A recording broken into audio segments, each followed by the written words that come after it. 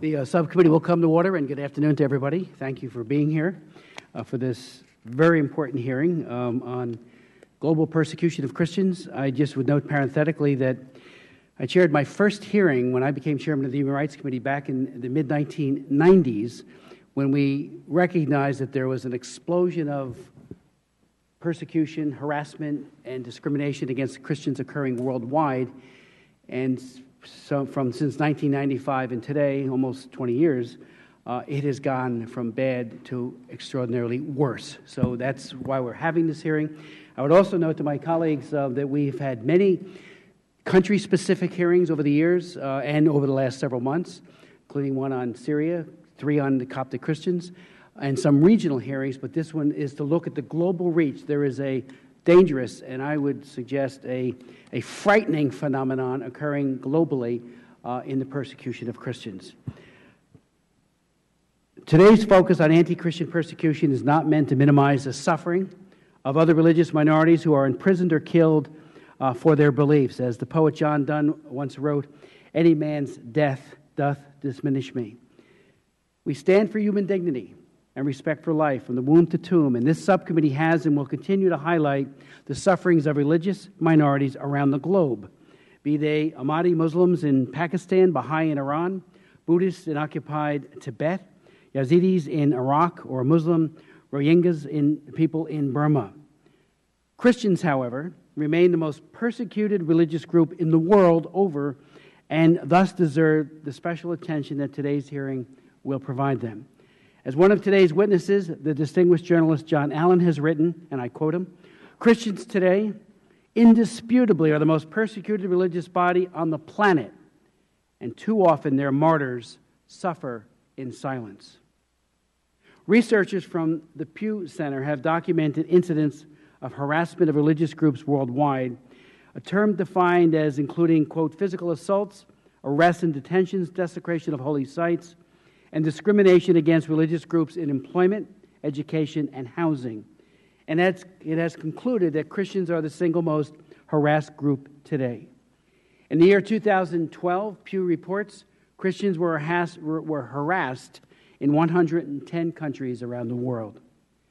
This is particularly true in the Middle East, where one of those we will hear from today, Archbishop Francis Chullikat, has said, and I quote him, "Flagrant and widespread persecutions of Christians rages even as we meet." Archbishop Chullikat was the papal nuncio to Iraq, where he has seen repeated violent assaults on Christians, such as the October 31st, 2010 assault upon Our Lady of Deliverance Syrian Catholic Church in Baghdad, in which 58 people were killed and another 70 were wounded. Attacks such as this have led the Christian population of Iraq, whose roots date back to the time of the apostles, to dwindle from 1.4 million in 1987, prior to the First Gulf War, to as little as 150,000 today, according to some estimates. Much of this exodus has occurred during a time in which our country invested heavily in blood and treasure in seeking to help Iraqis build a democracy. As we witness the black flag of al-Qaeda again flying over cities such as Fallujah, which we had won at the cost of so much American blood, we wonder how it is that for Christians in Iraq, life appears to be worse now than it was under the vicious dictator Saddam Hussein. If we turn to Egypt, we see a Christian population which dates back to the Apostle St. Mark, also being oppressed. At a hearing we held on December 10th, Human Rights Day, we heard how churches had been subjected to mob attacks and burned. For example, in April of 2012, St. Mark's Cathedral, seat of the Coptic Pope, was attacked by 30 to 40 Muslim youths. While dozens of Copts were sheltering inside, security forces joined the mob. Rather than dispensing the crowd, they participated in the all-night attack, or stood idly by as rocks, gasoline bombs, and gas canisters were lobbed into the iconic cathedral. I call your attention to the photographs of churches in Egypt to illustrate the outrages perpetrated against Christians simply for being Christian. Likewise, last year, this subcommittee held a hearing on the persecution of religious minorities in Syria. Syria has been a place of relative tolerance for religious minorities in the Middle East, including groups like the Mandeans, who trace their roots to the time of St. John the Baptist, with whom they still revere. It is in this connection with the past which has helped bring radical Islamists to Syria, where not only do they seek to overthrow the violent dictator Bashar al-Assad, but also seek to eradicate Christianity from the land.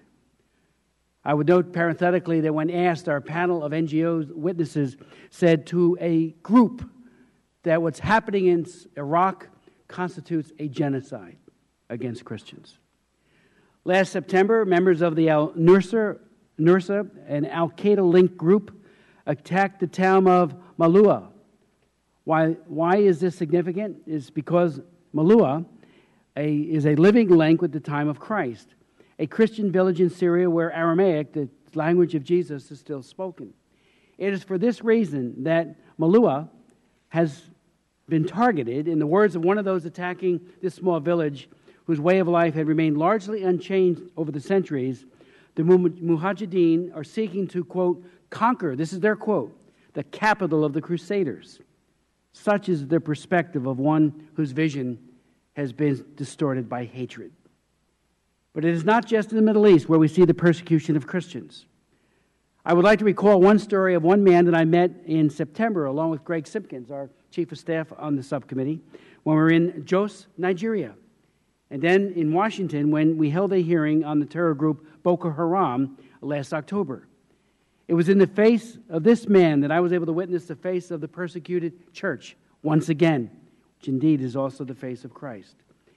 Habila Adamu is a businessman from Yobe State in northern Nigeria. On the night of November 28, 2012, masked gunmen arrived with AK-47s and entered his home. They told his wife to leave, and they were there to do the, quote, work of Allah. The questioning began. Are you a policeman? He said, no. Are you a Nigerian soldier? He said, no. Are you a Christian? He said, yes. Then they asked him why he has not accepted Islam, which he has heard when he has heard the message of Muhammad. He replied, I am a Christian. We are also preaching the gospel of the true God to you and to other people who do not yet know God. They then asked Habila, are you ready to die as a Christian? He said, I am ready to die as a Christian. They asked him again, are you ready to die as a Christian? He replied, I am ready. And before he had closed his mouth, a bullet ripped through him. You could see the exit point of the wound in the photo before you. And he sat right there at our witness table and told his story. And you could have heard a pin drop in this hearing room as he related to us what he had been through. I thought while he was testifying, how many of us would I have the courage to stare martyrdom in the face and refuse to renounce Christ? And he, amazingly, professed nothing but love and a sense of reconciliation, even for those who had so badly mistreated him, and his face is still, as you would expect, very badly scarred. Habila Adamu, by the grace of God, as I said, he did survive and testified. The term hero is one thrown around loosely these days. He is truly a hero. And there are so many more like him, many whose names we don't know and are known only to God. We will hear today stories from around the world where Christians are under attack, again, simply because of the beliefs that they profess. We'll hear witnesses discuss persecution in places such as Burma, Vietnam, Eritrea, even in this hemisphere. According to some estimates, China is on track to become the largest Christian nation in the world, though members are hard to pin down because most of these Christians remain underground and cannot worship freely. As U.S. Commission on International Religious Freedom Commissioner Elliot Abrams points out in his testimony, independent Protestants and Catholics continue to face persecution for refusing to affiliate with government-approved religious groups. Protestant house church groups that refuse to join the state-approved Protestant religious organizations are deemed illegal and experience harassment, fines, detention, and imprisonment, and torture. Approximately 900 Protestants were detained in the past year for conducting public worship activities. 7 Protestant leaders were also in prison for terms exceeding a year. The Chinese government issued a directive to eradicate unregistered Protestant churches over the next 10 years, including through force. Police have embraced the plan, raiding meetings, seeking to break up large churches that previously operated openly, and detaining religious leaders. They are on a tear. It has gotten worse in China. It has not gotten better. I would note again parenthetically, Frank Wolf and I, right before the Olympics, went to China to meet with a number of house church leaders. Every one of them were arrested, detained, roughed up, and the one that we did meet with after the fact, he too was persecuted simply for meeting with two congressmen, simply for trying to live out their faith as they see fit. The Chinese government continues to appoint bishops without Vatican approval and place them in leadership positions, setting back Vatican-Beijing relations. Dozens of Catholic clergy, including 3 bishops, remain in detention, in home confinement, under surveillance, or have disappeared. Bishop Thaddeus Ma Daquan, the auxiliary bishop of Shanghai, has been missing since he publicly announced his resignation from the state-approved Chinese Patriotic Catholic Association in June of 2012. Bishop Xu of Baoding, picture right over there on the extreme left.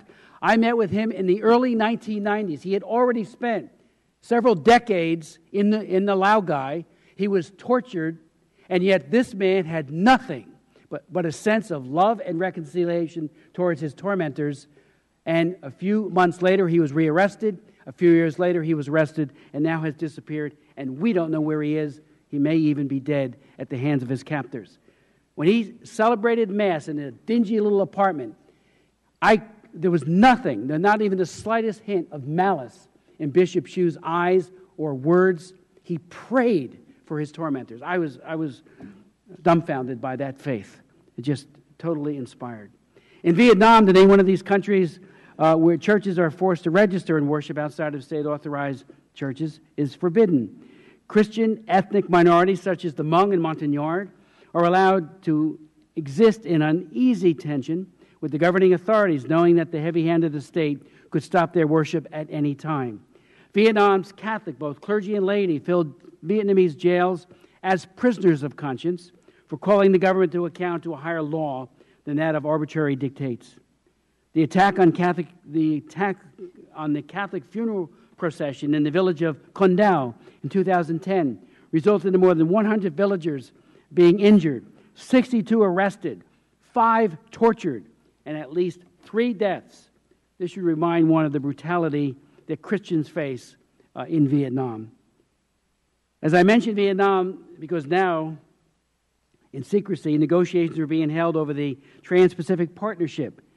Vietnam seeks entry, and if we focus on the utility and profits of increased trade without holding Vietnam to account for its human rights record, we miss an opportunity to better the lives of those who are beaten, imprisoned, and even killed for their faith.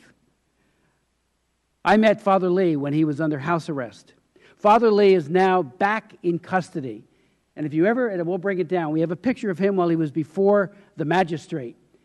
And secret police are holding his face, and this man, this great Christian Catholic leader who wants nothing but democracy and religious freedom for his country, has been beaten, and he, along with so many others of different faiths in Vietnam, continue to languish in the prisons throughout Vietnam. I would like to thank our witnesses for most of them traveled here to be with us today from great distances and at their own expense.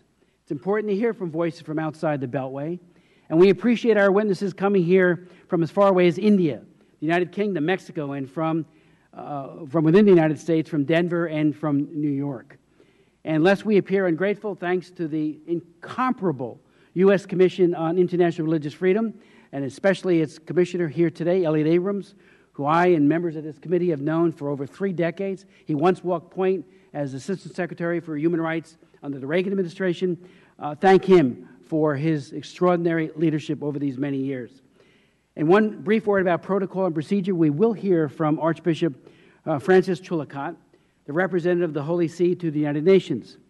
As Archbishop Chulacot holds the equivalent of the rank of ambassador, he will not be testifying in the purest sense of that word, but rather briefing Congress this morning pursuant to our House rules, and he will, and we will then go to our other witnesses when we reconvene as a hearing. And I would like to say Frank Wolf is here, and the USERF was created by the legislation that he wrote back in 1998. Landmark legislation called the International Religious Freedom Act. I want to thank him for his extraordinary leadership over these many years. And again, Elliot Abrams is now here as part of that commission, and I thank him again for his leadership. I'd like to yield to Dana Rohrabacher, Chairman Rohrabacher, for any comments he might have.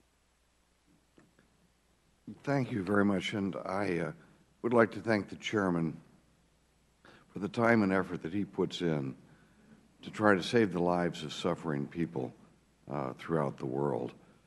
We have the opportunity here in America to make a difference with our outrage, but we have to express that outrage, and we have to make sure that our voices are loud, are clear, and specific in order to save those oppressed people who are perhaps the closest to saints that we have today, and that people are suffering for their own religious convictions.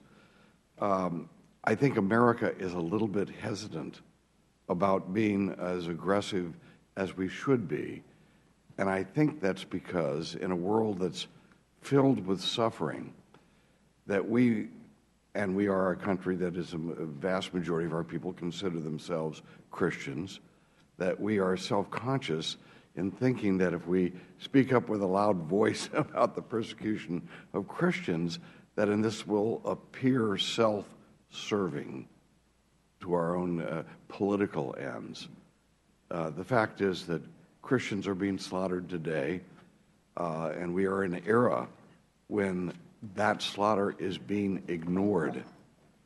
We today are calling upon our fellow members of Congress, but also on the American people, to step forward with a loud voice and stand by our fellow Christians, but also people of other faiths, but today we're focusing on Christians, to stand beside those who are suffering for their religious convictions. We need every community who has religious convictions to stand together when any community, whether it's Christians or Jews or Muslims or Buddhists, we need to stand together in unity to send a message, because this truly is the issue of righteousness versus evil. And we as believers must stand together if evil is to be defeated. So we went through communism, where ideologically we had a large group of millions of people who felt that it was their job to displace the belief in God, period, with atheist dictatorship, because that would restructure the world. Well, that was an evil that we faced, and I'm so happy to have stood with many of you and with Elliot and others to help defeat that force when it was an expanding force in the world.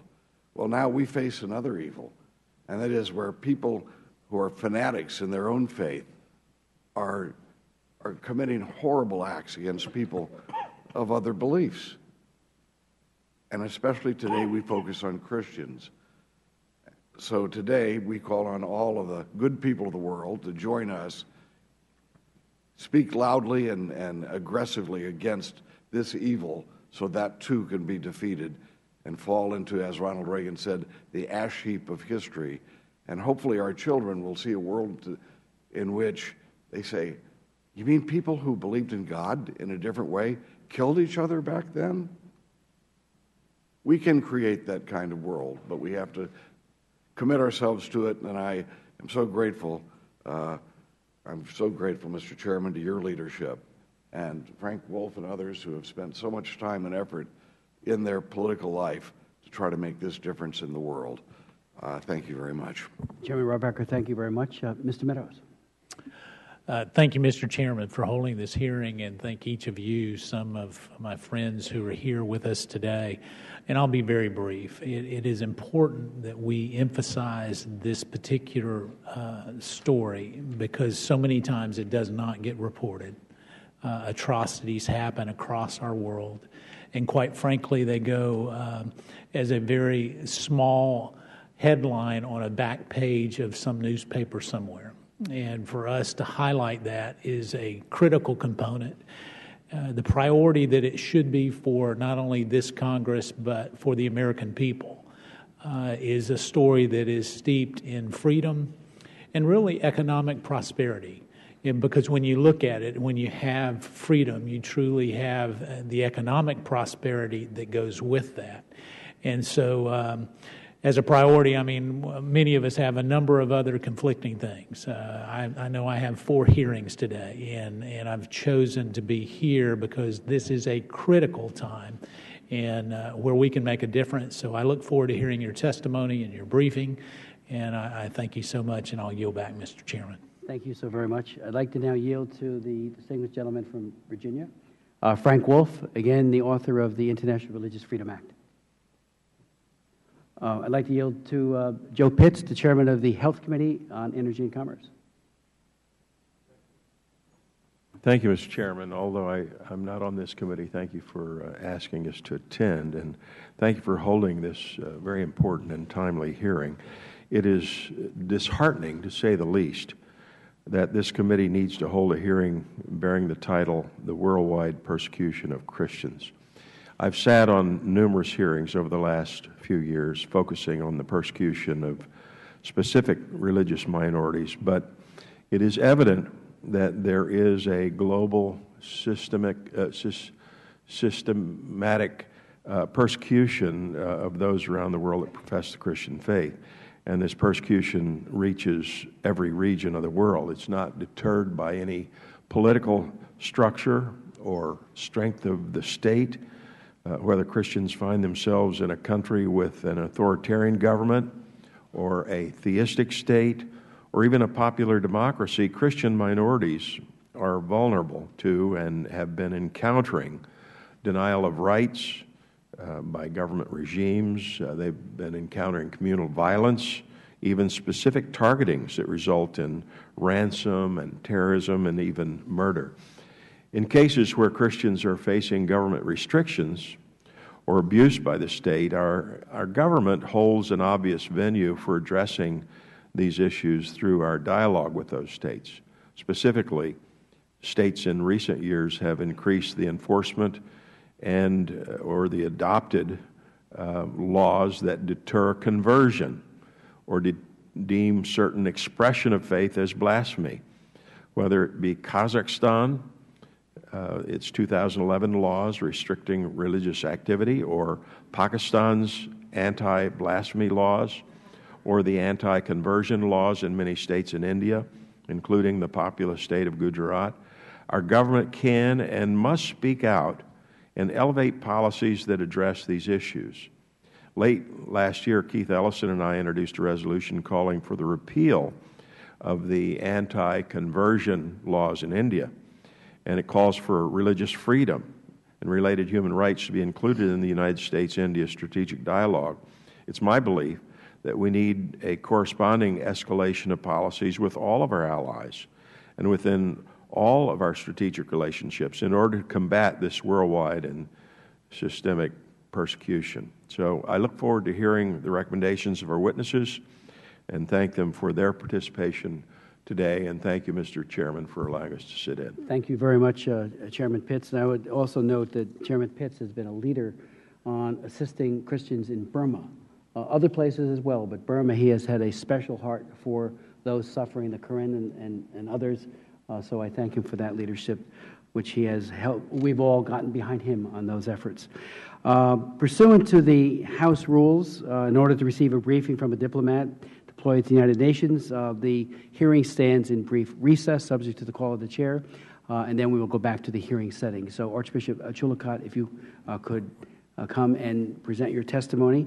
Archbishop Francis Chillicothe is from the Holy See Mission to the United Nations, was appointed by Pope Benedict XVI to be permanent observer of the Holy See to the United Nations in New York in July of 2010. He previously served the Holy See as Apostolic Nuncio to Iraq and Jordan, where he served from 2006 until 2010. Previously, he served as a priest and as the secretary to an archbishop in his native India.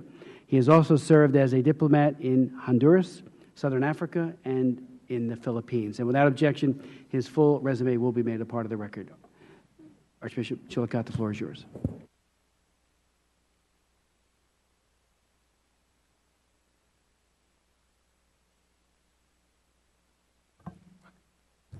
Thank you, Mr. Chairman.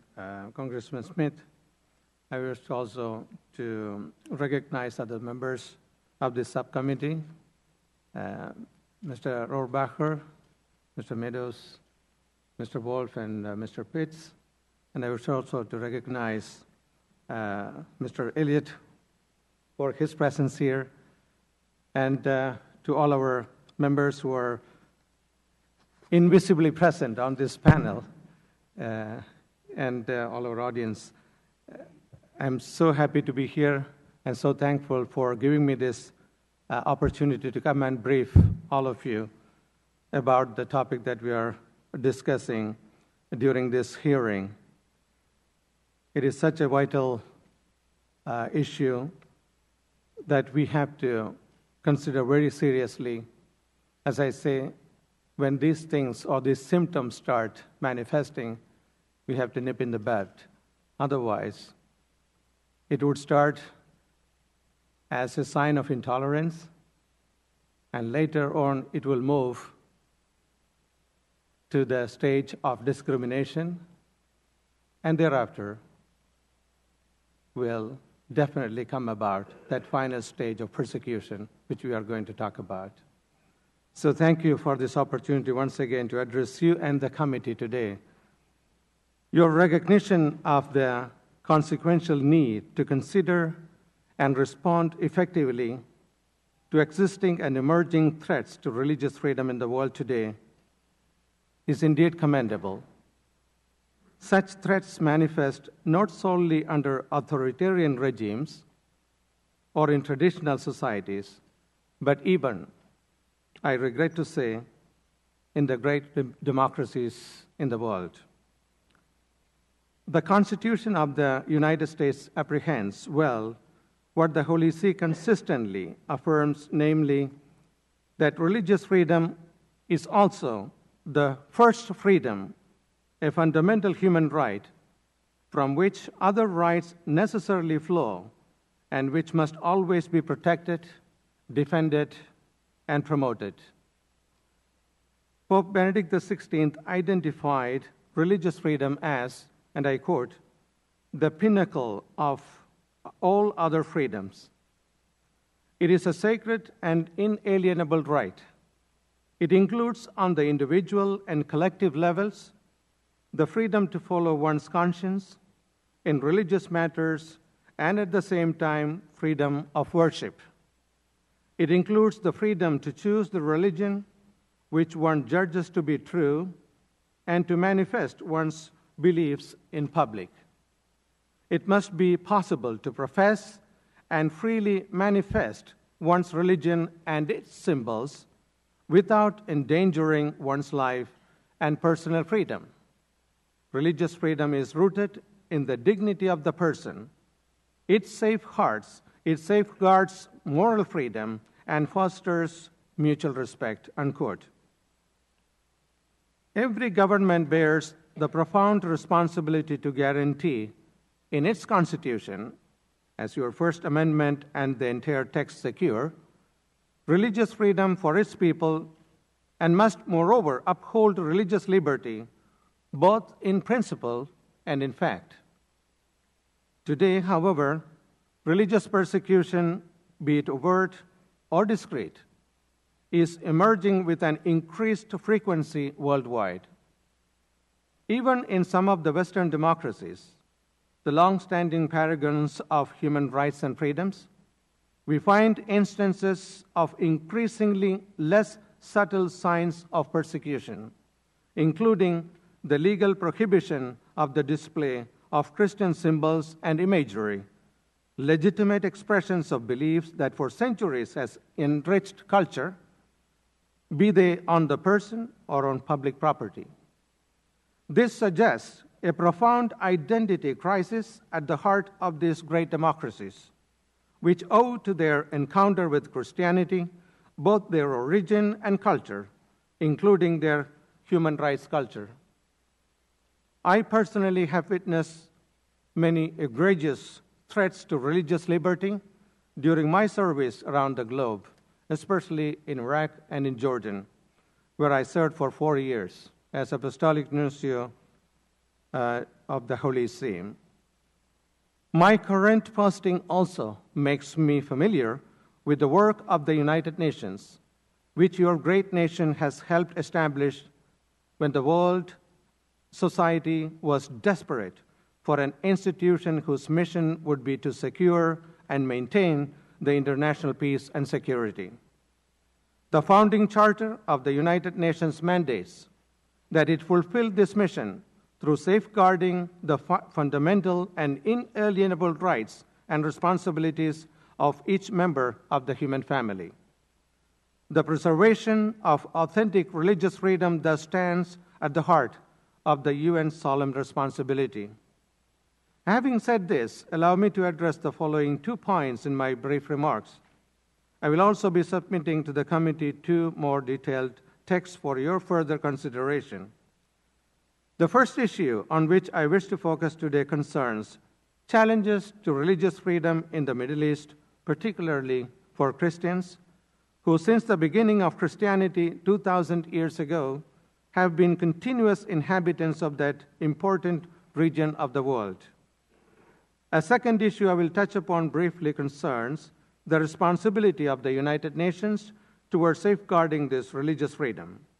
I also wish to highlight the crucial role the United States of America bears in the work of the UN by virtue of its significant influence with this organization as well as its permanent membership in the Security Council. Regarding my first point, flagrant and widespread persecution of Christians rages in the Middle East even as we meet. No Christian is exempt, whether he or she is Arab. Arab Christians, a small but significant community, find themselves the target of constant harassment for no reason other than their religious faith.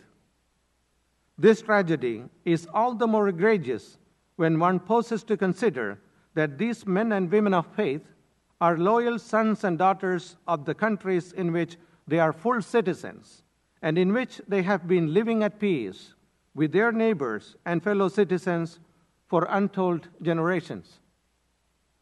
One of the most graphic illustrations of ongoing brutality confronting Arab Christians is the emergence of a so-called tradition, within inverted commas, of bombings of Christian, Catholic, and other Christian houses of worship every Christmas Eve, which has been going on now for the past several years. Will there be no end in sight for this senseless slaughter, for those who on that very night proclaim the birth of the Prince of Peace in some of the oldest Christian communities in the world?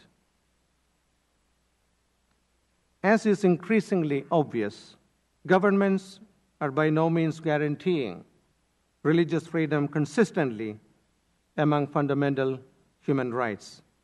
And at worst, violations take the form of the outright persecution of religious believers by state actors.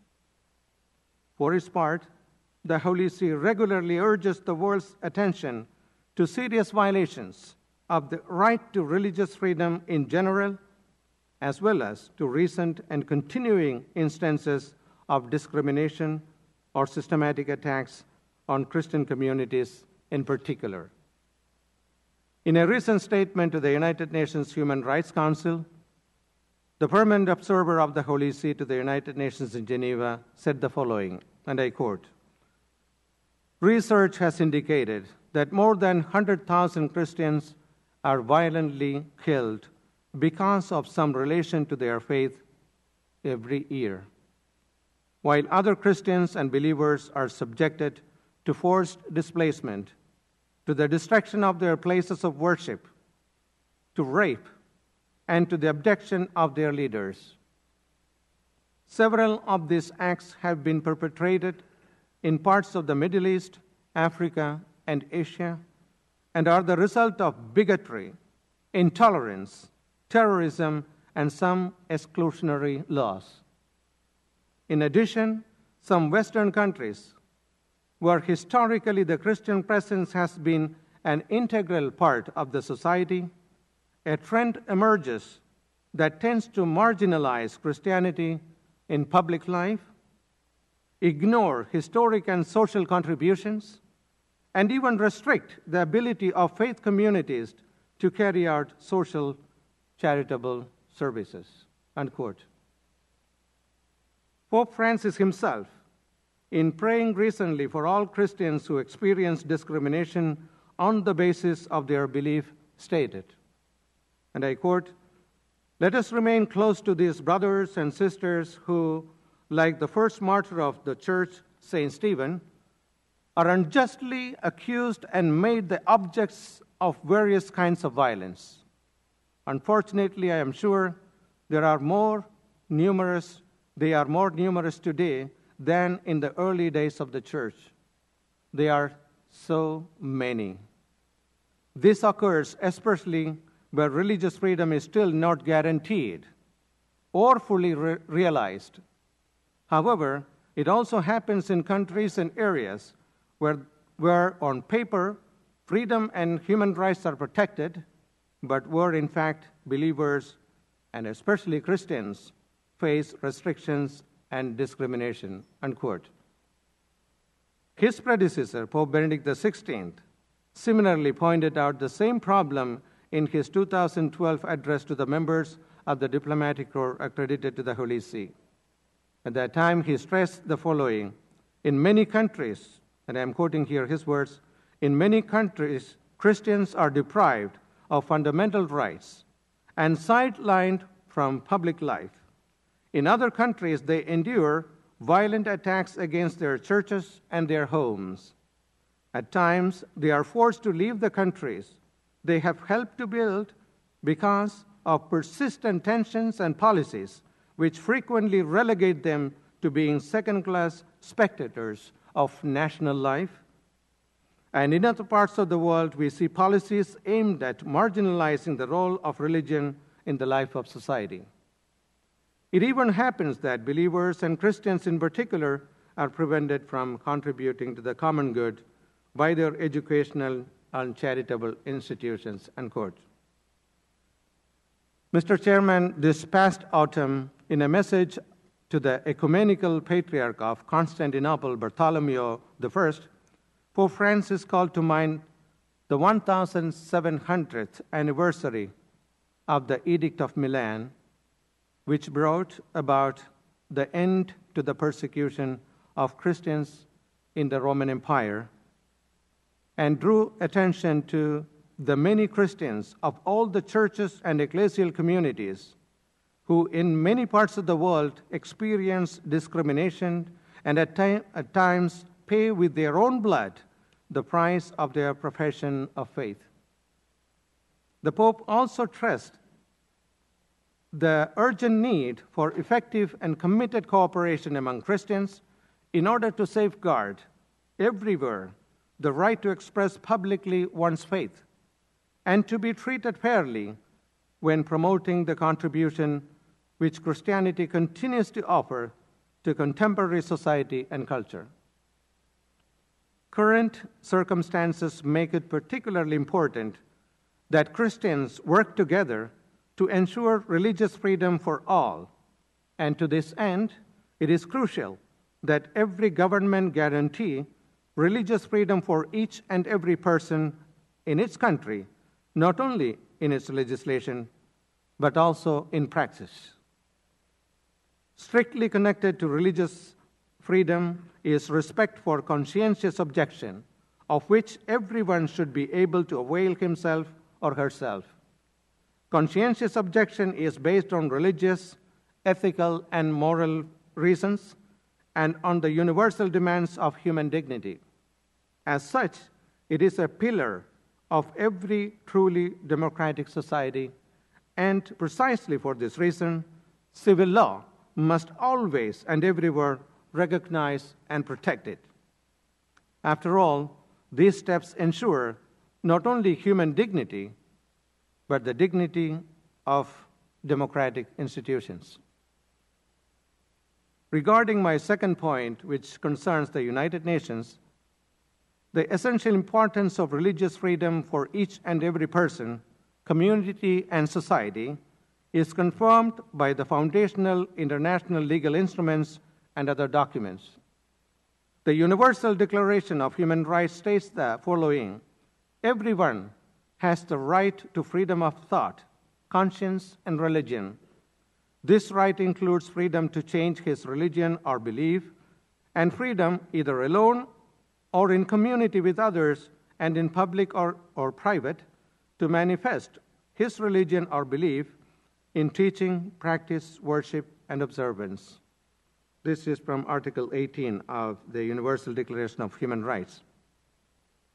Since the summer of 2010, Mr. Chairman, as the Holy See's representative to the United Nations, I have labored alongside many people of goodwill to bring an end to the suffering in the world.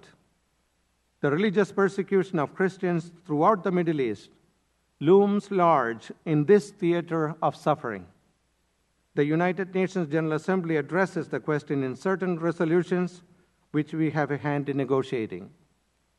However, these noble efforts fail to receive the profile they justly deserve on the world stage.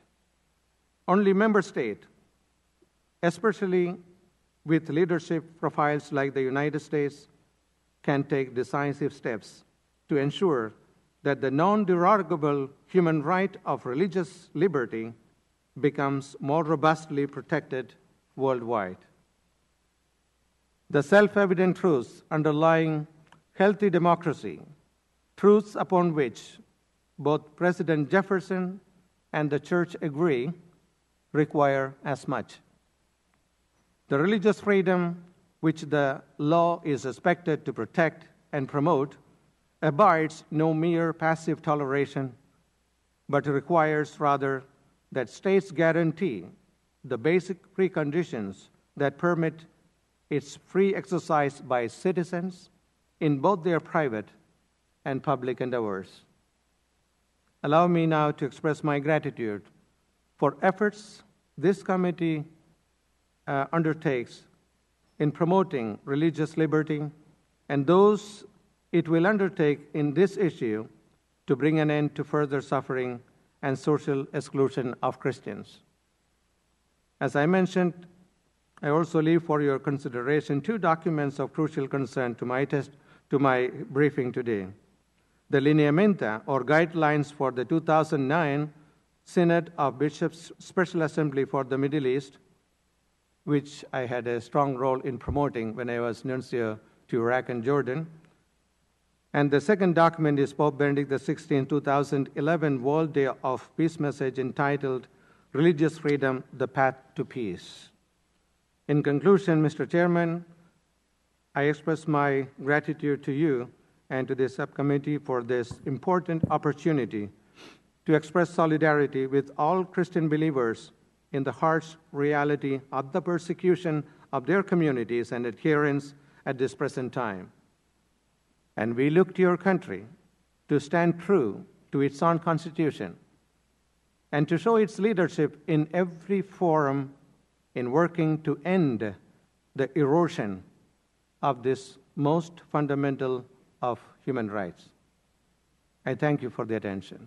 Archbishop Schulich, thank you for your very eloquent statement, for your never-ending, indomitable effort on behalf of beleaguered Christians and people of all faiths throughout the world, particularly in your posting at the United Nations.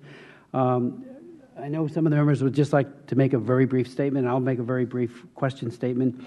As agonizing it is for adults to endure and mentally process the discrimination that comes in many parts of the world for being a Christian, I've often wondered, and you lived it in Iraq, how the most vulnerable among us, especially children, cope with being attacked, taunted, having their parents beaten, maybe even killed, maybe even brothers and sisters, and wounded themselves, simply because they are Christians? How does a young person deal with this? Thank you for raising that question, because this is one of the heartbreaking stories that I had to witness on a daily basis when I was in Iraq. Especially as you're mentioning and highlighting with so much of passion that you have always demonstrated, Mr. Chairman, for the suffering of these people around the world, especially those countries in which the Christians, because of their faith, they are undergoing this kind of discrimination, intolerance, and persecution. And when I look at those children, those innocent victims of this kind of persecution, where they have to live in fear just because they happen to be Christians. They have not committed any crime. They are children. And even if they were to follow these kind of atrocious and horrible stories on a daily basis on the TV screen, which I'm sure that will be affecting psychologically these children. And when they go to the schools, when they are not even sure whether they'll come back safe and sound or alive after the school, and sometimes when they see in front of their own eyes, when the car bombs explode and the human bodies are torn apart, and this kind of horrible scenes, don't you think that will leave a lasting scar in their memory, in their mind, and in their entire life? And here we are talking about a new generation of Iraqi society that has to be built up. And is this kind of a society, a generation that we want to build up? And whom are we going to blame later on if some of these children were to end up within the terrorist groups? Because these are the kind of crimes that they are witnessing on a daily basis. And now, you need only to turn on the TV screen, you can see that on a daily basis, car bombs are going off in Iraq. And do you think that people don't see it? Do you think that the children don't see this kind of atrocious acts that are being taking place? And is this the kind of formation that we are giving to the young generations that have to become the future leaders of the country? So it is really a painful thing. It is not only the terrorist acts that are being committed, but the impact it will have on the incoming generation that have to be that has to be borne in mind. So that is where some of the painful feelings that I always used to have when I was seeing this kind of horrible things and this bloody attacks that continuously being repeated within the Iraqi society. And I hope that the government will take all the necessary measures so that peace and security can be brought to that land, because that is the most essential thing at this point in time the Iraqi society wants. And thank you for that question.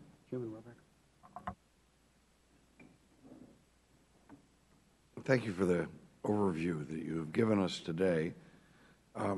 Just like to ask something that's been perplexing for me on this issue, and that is when you look at the Middle East, it's my understanding, and why I'm asking this is if it's incorrect, I'd like you to correct this misperception that I have, that under Saddam Hussein, Christians actually were more protected than now that you have a more democratic government.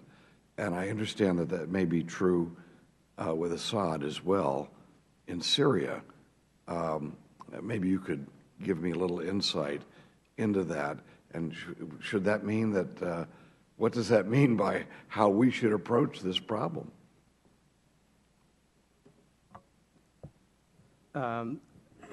with regard to the security that prevailed during those regimes, what happened was, because of the policy of the government, of the regime at that time, there was security not only for the minorities, but all over the country, because under a dictatorship, of course, there's law and order both in place, but oftentimes it is what it is. So not only the minorities, but throughout the country, you could also take a walk during midnight, and nothing will happen to you, because there was law and order which was forcibly imposed on the situation of the country. So, of course, the minorities benefited from that, but it was not just for the minority, but it's all over the country. So anybody who dared to question the regime, of course, we know what happened.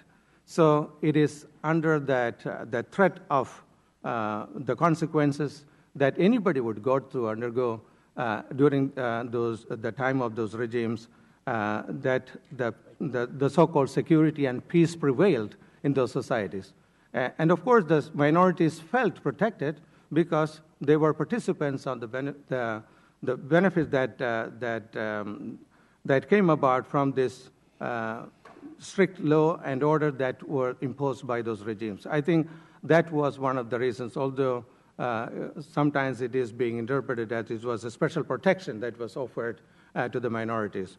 And the minorities, of course, because of the situation that prevailed, they could exercise all their rights, and they were free to the freedom of worship, especially as it happens in Jordan, for example, as it happened in Syria.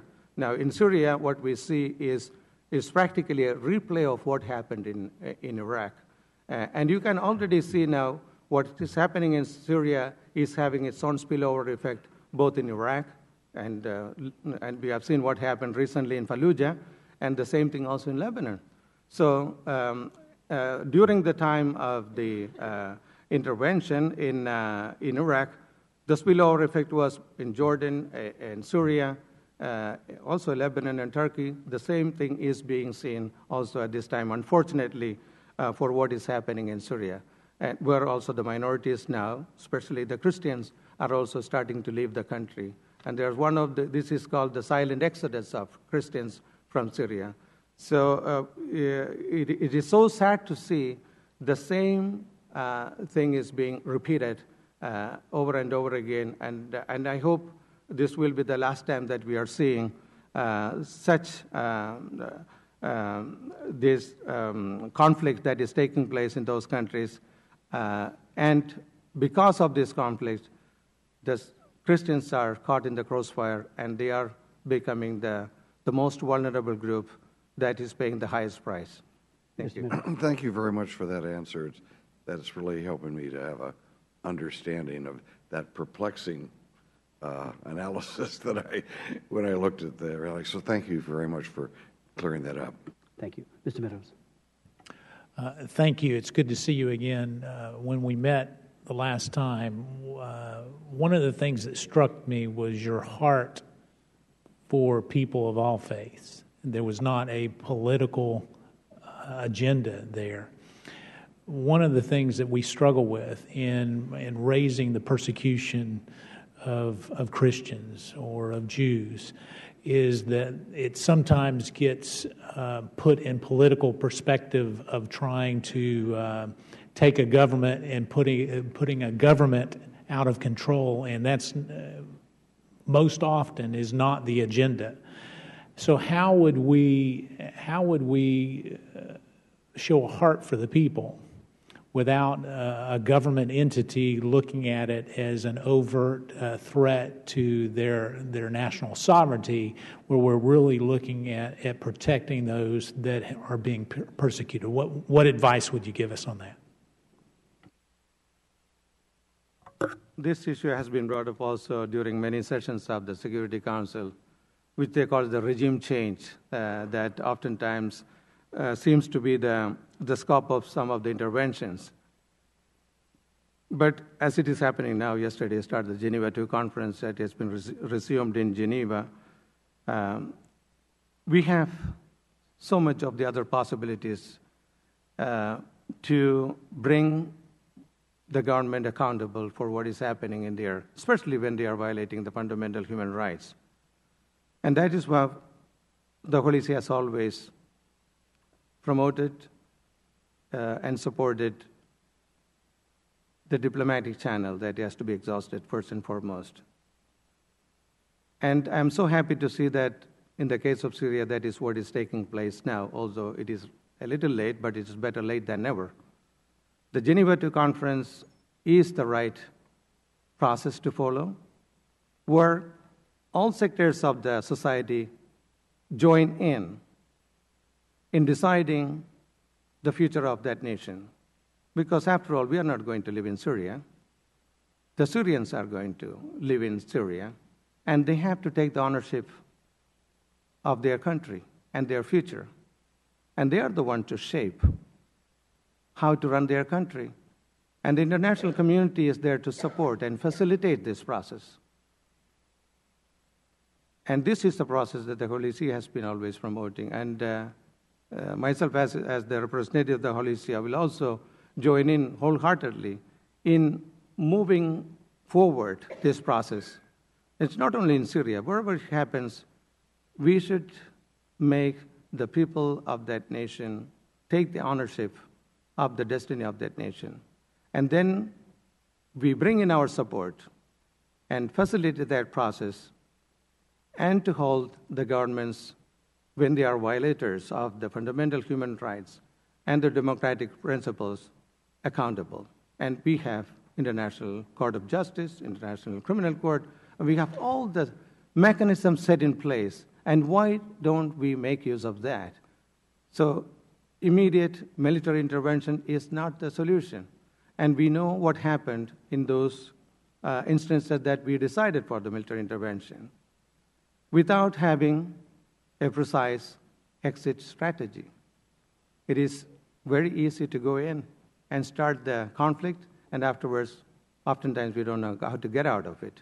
So without any exit strategy, we should not go into any nation and start a policy or project that would not bring us a satisfactory solution. Thank you. Thank you. Chairman Wolf, thank you. Thank you. I have a very quick question. Thank you for your testimony. I found it very, very helpful. Out in the region, I've heard people use the expression first the Saudi people and then the Sunni people, meaning that they eliminate the Jewish population and then they eliminate the Christian population. I was also told that in Iraq, and you may have the numbers differently, that in 1950, the Jewish population was roughly 150,000. I was told that it may now be down to maybe 4 or 5 individuals. What was the, if that accurate, if you could help me, but what was the Christian population in Iraq, say, in the year 2000, and what is the Christian population in Iraq now? Thank you. There has not been any census, official census that was being done in Iraq about even the population at large. So it is still being disputed, the different figures that we see in the news reports and from the church authorities there. Yesterday I was reading one of the statements by the Chaldean Patriarch, Patriarch Sacco, who mentioned that in Iraq at this point in time there are 500,000 Christians. So this is the number that he gave. In fact, that seems to correspond to the representation of Christians in the parliament. There are 5 representatives of the Christian community in the parliament, which is based on the 100,000 Christians, would represent 1 parliamentary representative. So they have 5. So I think that number goes together with the quota system that has been introduced in the Iraqi parliament. But my guess is that it should be between 300 and 350,000 Christians because of the ongoing exodus of Christians from Iraq. And you know that if you go to Detroit or California, you can see the number of Iraqis that have settled in the United States, and the same thing also in regarding the Jewish exodus, I think they were also, because of a minority there, they had to go through the same fate, because once the fight between the Sunnis and Shia started, the minorities were the targets also. The Christians, for example, in a place in Baghdad called Dora, it used to be practically a Christian town there, but now there is nobody left over there. There will be a few families there. Because of the threat of security that they have, the insecurity that they are experiencing, they all moved out to the northern part of Iraq. In the case of Jews, the same thing.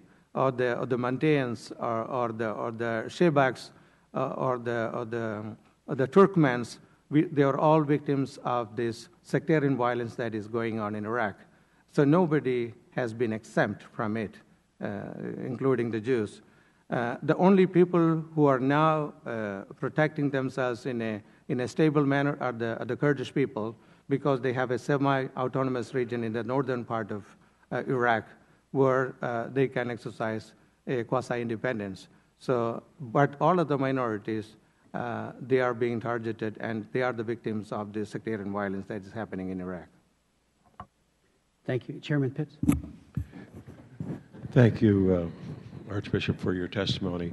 We're all familiar with the Soviet model of imposing registration of churches that some of the emerging republics have adopted, like Kazakhstan, that has resulted in crackdown on minority Christian groups.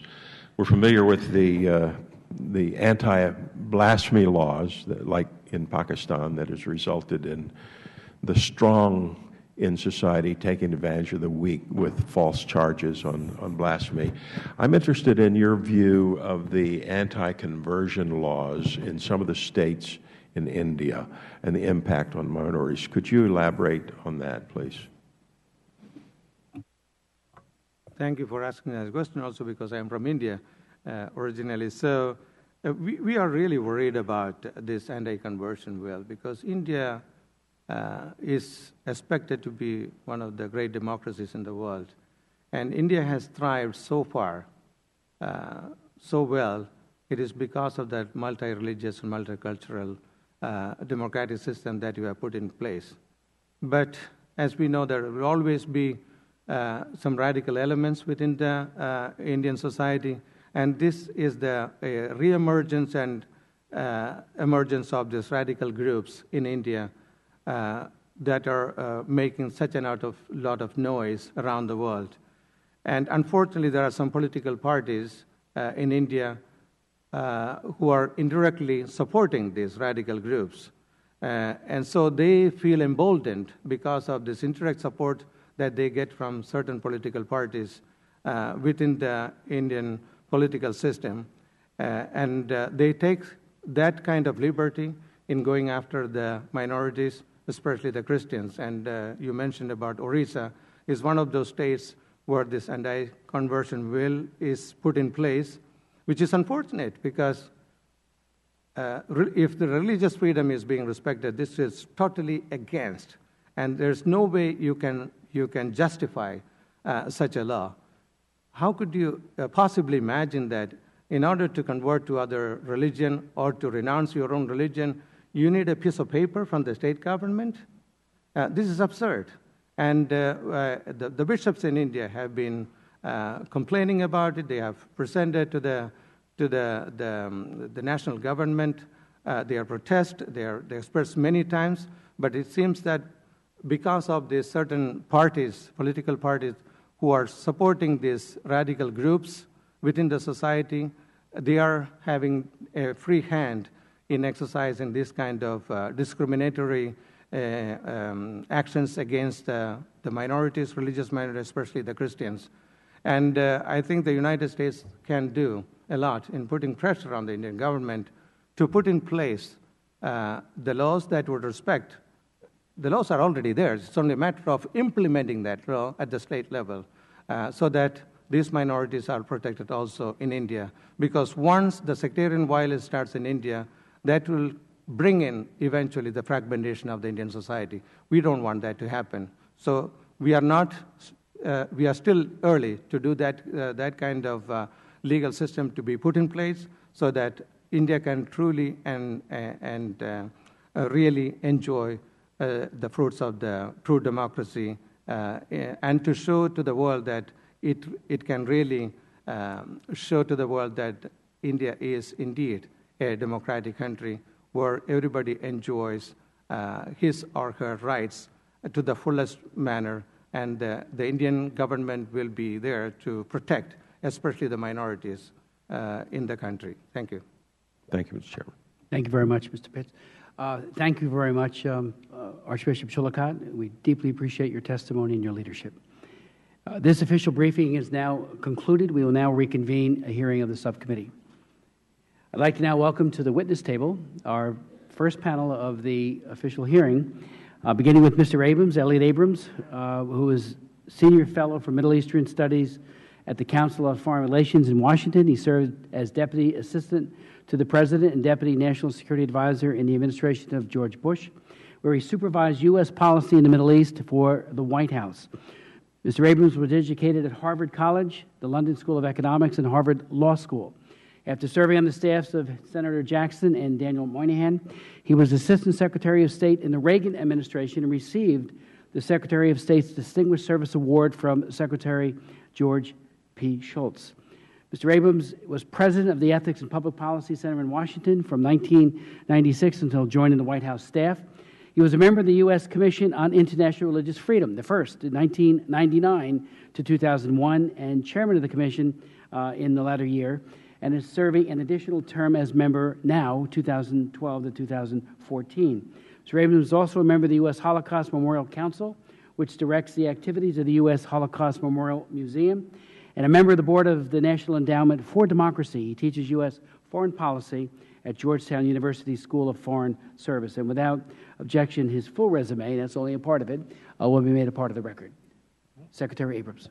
Thank you, Mr. Chairman, and members of the subcommittee. Thanks for inviting me to testify on behalf of the Commission and for holding the hearing. The persecution of Christians is a growing and searing affront to our consciences and beliefs. For Christians struggling worldwide for the freedom to practice their faith, you're demonstrating concern and solidarity here that I think will lift their spirits, and we hope put their governments on notice that you care about this issue and will continue to shine a spotlight on their misdeeds. Because of these efforts, yours and others, people know about persecution of people like Pastor Saeed Abedini. I'll just hold up his picture in Iran. Asia Bibi in Pakistan, a young Catholic woman. And of course, Father Lee, who's been mentioned, Father Lee in Vietnam. Their persecution reflects a disturbing reality for many Christians around the world. There are about 2 billion Christians in the world in many, many countries. And in many of those countries, persecution is widespread. Partly because in many of the countries in which they reside, they're members of small minorities, ethnic minorities, language minorities, or they're viewed as linked to the West, to the United States, to Europe. And of course, in many cases, Christianity represents an alternative source of authority. And for tyrannical governments and extremist non-state actors, this is viewed as a threat to their own power. So Christians and others, of course, other religious minorities, find themselves in the crosshairs often of authoritarian or totalitarian regimes on the one hand and theocracies on the other. Both of these kinds of dictatorships violate the religious freedom of Christians and others because they seek to exclude or limit these dissenters' ability to communicate with each other, practice their faith, and of course, they resent Christians' loyalty to their faith. In the case of terrorist groups and other non-state actors, the problem is the presence of these private individuals or groups who commit violence against Christians, and very often governments tolerate these actions and later failed to bring the perpetrators to justice. In my written testimony, I talk about 18 countries and governments which are among the world's worst violators. And I talk about some of the individuals who have been imprisoned in many of these countries for their Christian faith. These names come from the Defending Freedom Project of the Tom Lantos Human Rights Commission. And we have to mention these names, we have to shine a light on them and others until they're free, and raise the issue of religious freedom until the countries that imprisoned those prisoners of conscience comply with the international legal documents and treaties that they have signed and protect this fundamental human right. Let me just say a word about Egypt and Vietnam. In Egypt, there's been a good deal of sectarian violence against the Copts for years, and especially during the Muslim Brotherhood government period of President Morsi, that year in power. Conservative clerics and extremists often use incendiary sectarian rhetoric and incitement without any accountability. And unfortunately, the post-Morsi era has gotten off to a similarly bad start. Violent religious extremists and thugs in August launched attacks against churches throughout the country, as the Archbishop mentioned. At least 7 Copts were killed and more than 200 churches and other Christian religious structures, homes, businesses assaulted. Just last October, 4 Copts were killed, including 2 sisters aged 8 and 12 when gunmen on motorcycles opened fire at a wedding party outside a church near Cairo. While the government, before, during, and after the Morsi period, has failed to bring to justice the perpetrators of these sectarian attacks, the courts have continued to convict and imprison Egyptians charged with blasphemy, with a disproportionate number, of course, being Christian.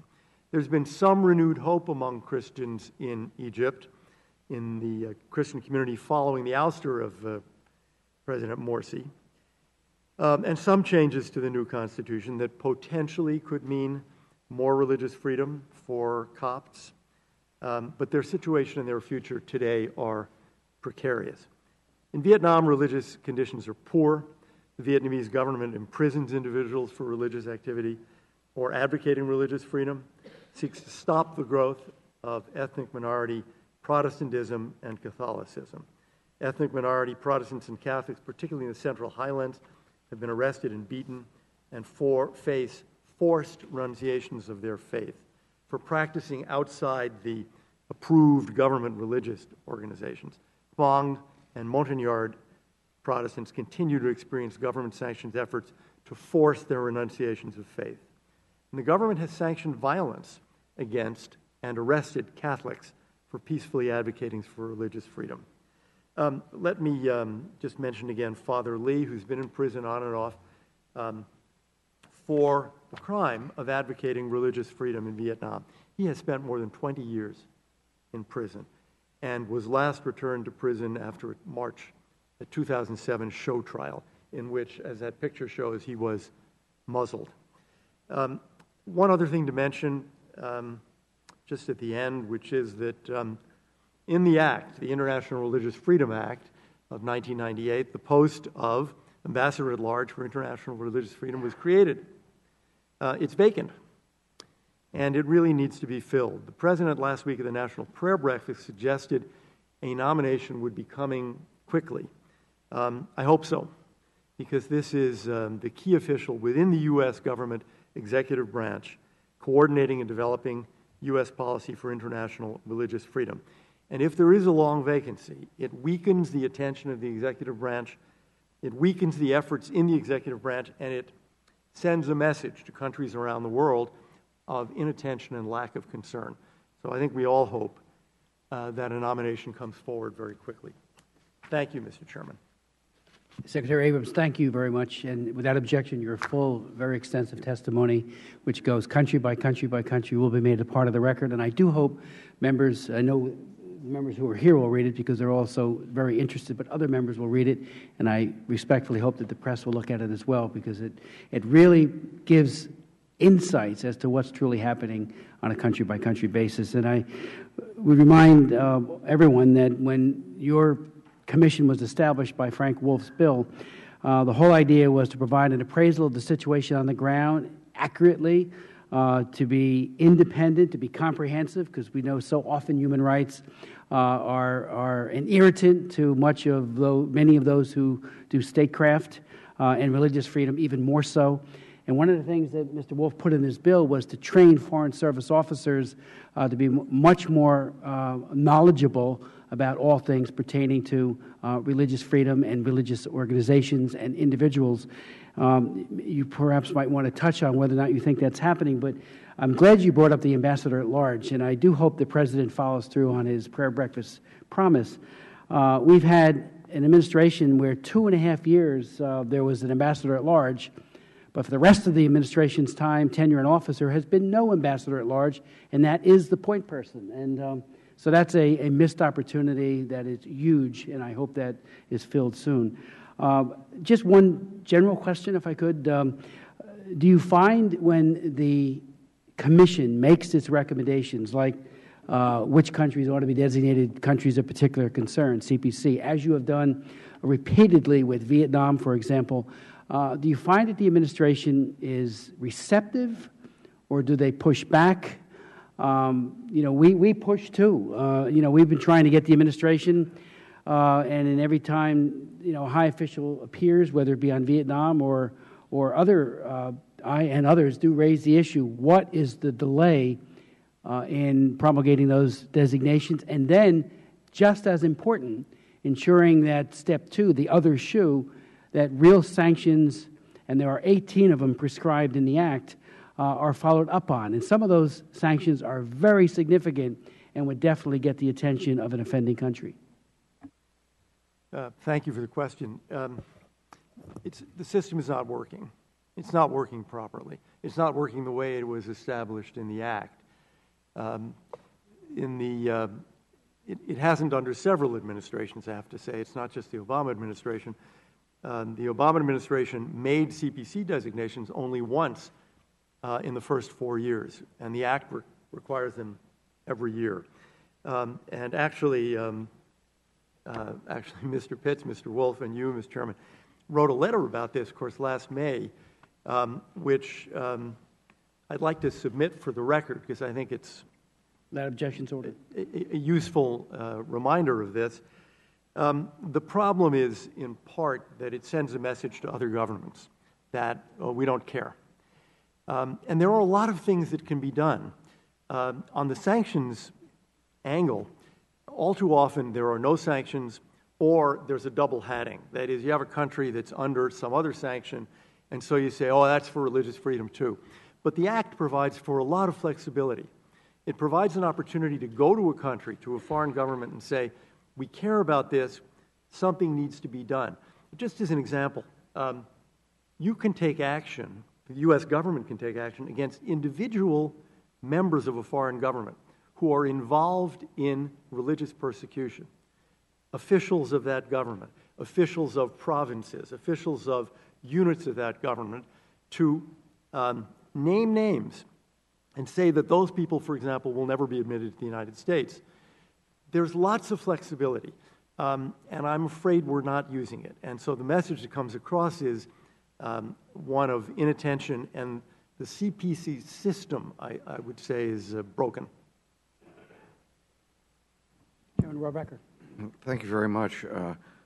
And Elliot, again, thank you over the years for all you've done to make sure we get a lot out of focus, too. We start focusing just on some of the problems, daily problems that we have, and sometimes free people can forget the big picture.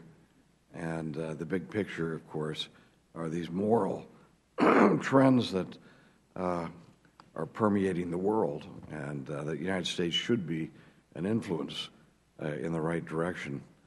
The question I have to ask you is this, and I'm, again, more perplexing question. Our business community insists that if they do business in dictatorships like China and like Vietnam now, we have a business community rushing into Vietnam to take advantage of their labor. They insist that by being there and doing business, that will help reform and protect the rights of people like religious believers. What is the record there in terms of China and Vietnam? Have our business community, has the presence of an American business community been a positive element towards the securing of certain rights, or has it been just the opposite, or just what has the effect been? My impression is that it has had no positive impact. My impression is that it has had no positive impact on international religious freedom. I mean, we did a lot of business with Nazi Germany, too, in the 30s, and that didn't have much of an impact on religious freedom. What has had an impact is when the U.S. government puts pressure on, and we see this in the case of Vietnam. Religious freedom has risen and fallen. The amount of persecution by the government has not stayed level. It rises and falls. And one of the bases on which it rises and falls is the Vietnamese government's impression of what it needs to do to get U.S. government approval for that commerce to increase. So I don't blame the businessmen. That's their business. But it's up to the U.S. government, I think, to set the rules and to keep the pressure on. It would be right for us to expect that if a businessman invests like in Vietnam or China, and to be able to at least enforce on their own grounds the right of these people to have a Bible in their possession, etc.? I think it would be a great thing for businesses to try to do. It's hard. We see this in the case of American universities, which are active in China, where the amount of free speech, free thought, academic freedom that is available is quite limited. And universities are having to figure out, are they going to stay in China under those conditions? But I would think businesses should at least try this. I don't know if we're going to see many profiles encouraged, but it would be very nice to see a few. I would hope that businessmen that consider themselves Christians, I can't speak for other faiths here, but if they consider themselves to be Christians, they should be willing to commit that at least in their own operations that they would promote and protect people of faith. And, I think it's a great idea. All right. Well, thank you very much, Elliot. Mr. Meadows. Thank you. It's good to see you again. Thank you for your service. The students at Georgetown have a real jewel. I've found you to be someone who is unrelenting but analytical and looking at the facts. And I think that's your testimony, your written testimony today is an example of that.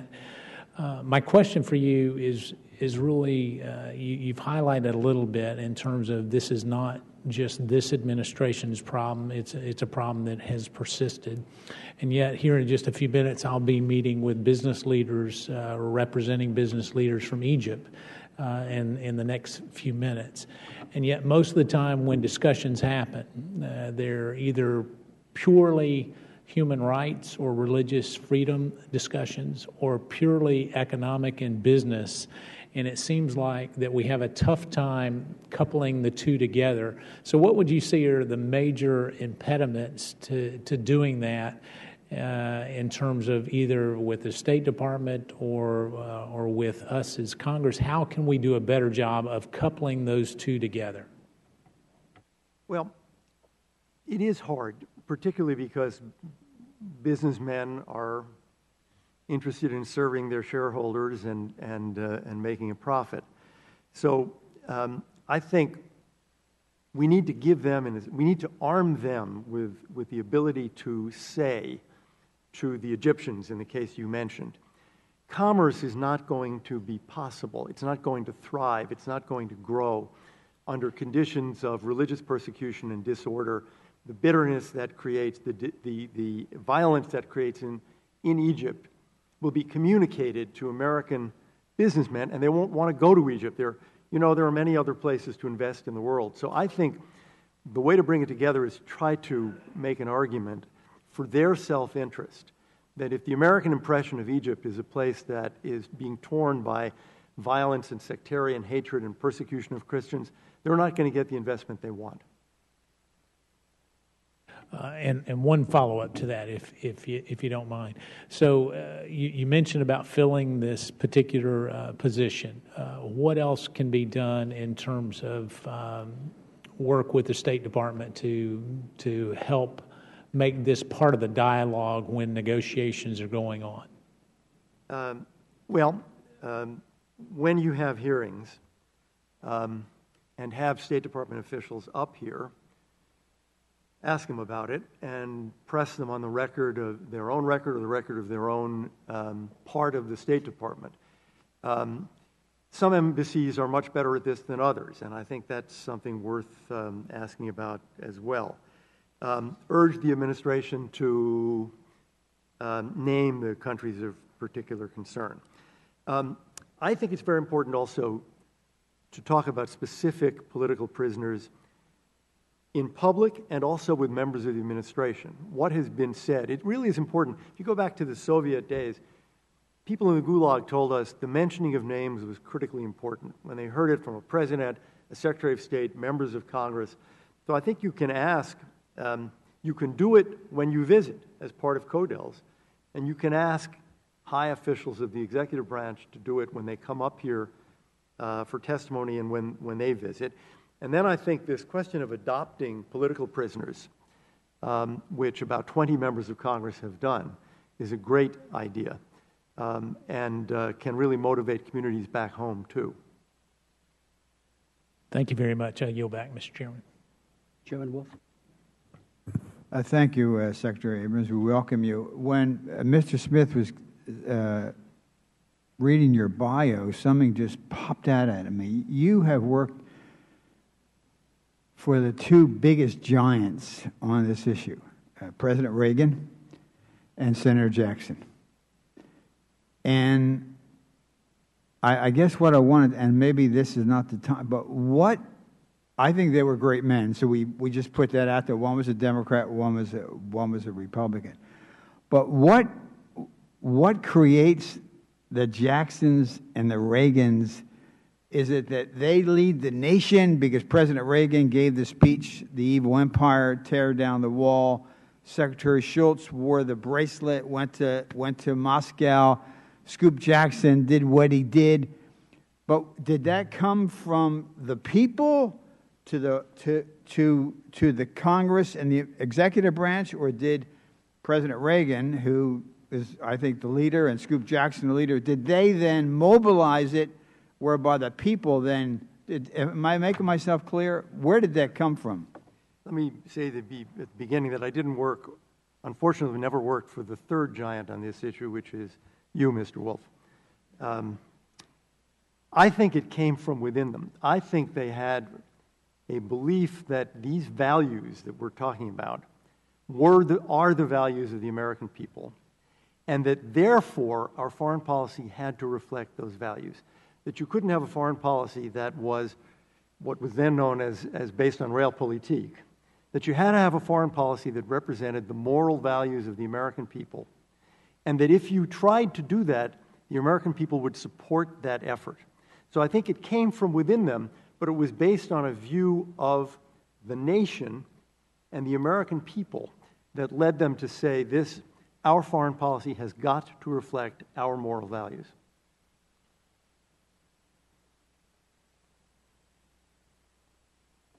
Thank you, Chairman Wolf. Mr. Marino. Thank you, Chairman. I apologize for being late. I'm trying to juggle, like everyone else is, 4 or 5 things. Mr. Secretary, it's a privilege and an honor to see you again. Welcome. I always enjoy our exchanges. And if I am asking a question that has already been asked, just give me the high sign and I'll read the cliff notes on it. But we know what persecution is taking place. We know with reasonable certainty where it is taking place. What can the United States do, or what should we do, concerning sanctions with these countries? The bill, the International Religious Freedom Act, mentions a wide variety of possible sanctions, some of which can be individual sanctions on officials who've engaged in persecution, and some of which, of course, are what we usually think of, economic sanctions. I think that what we need to convey to the governments that are engaging in persecution or permitting it with impunity is we care, and this will affect our relations. Sanctions are not always the right formula. I think you begin by showing that you care about this, and the sanctions are actually just a way of sending the message. There are many ways of sending the message. Secretary Schultz, who Mr. Wolf mentioned, did it by making sure that he raised human rights issues at the beginning of meetings with the Russians, under the view that, if it's the last thing you mention when the clock is running out, they know that, they see that. So he wanted to make sure they realized that for him this came first. I think there are going to be cases where we will find talking with them about it doesn't work. Engagement fails. Going after individual officials may fail. And you may want to try to impose some form of economic sanction to just get the message home. This will cost you in your relations with the United States. We will not have normal relations if this kind of persecution goes on. So I don't think it should be taken off the table. There will be cases where it's perhaps a last resort, but it's the right thing to do. I think it's got to be part of the spectrum of possible moves by the United States government.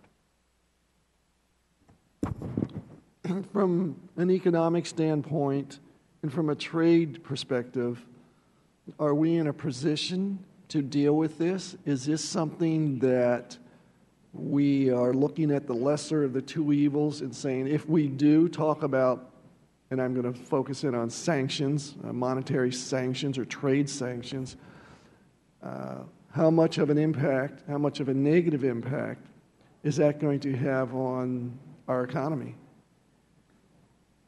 Well, it will vary, of course, Mr. Marino, from case to case. In the case of our sanctions on Iran, for example, or our sanctions a few decades ago on Iraq, I think it's hard to make an argument that it's very damaging to the United States.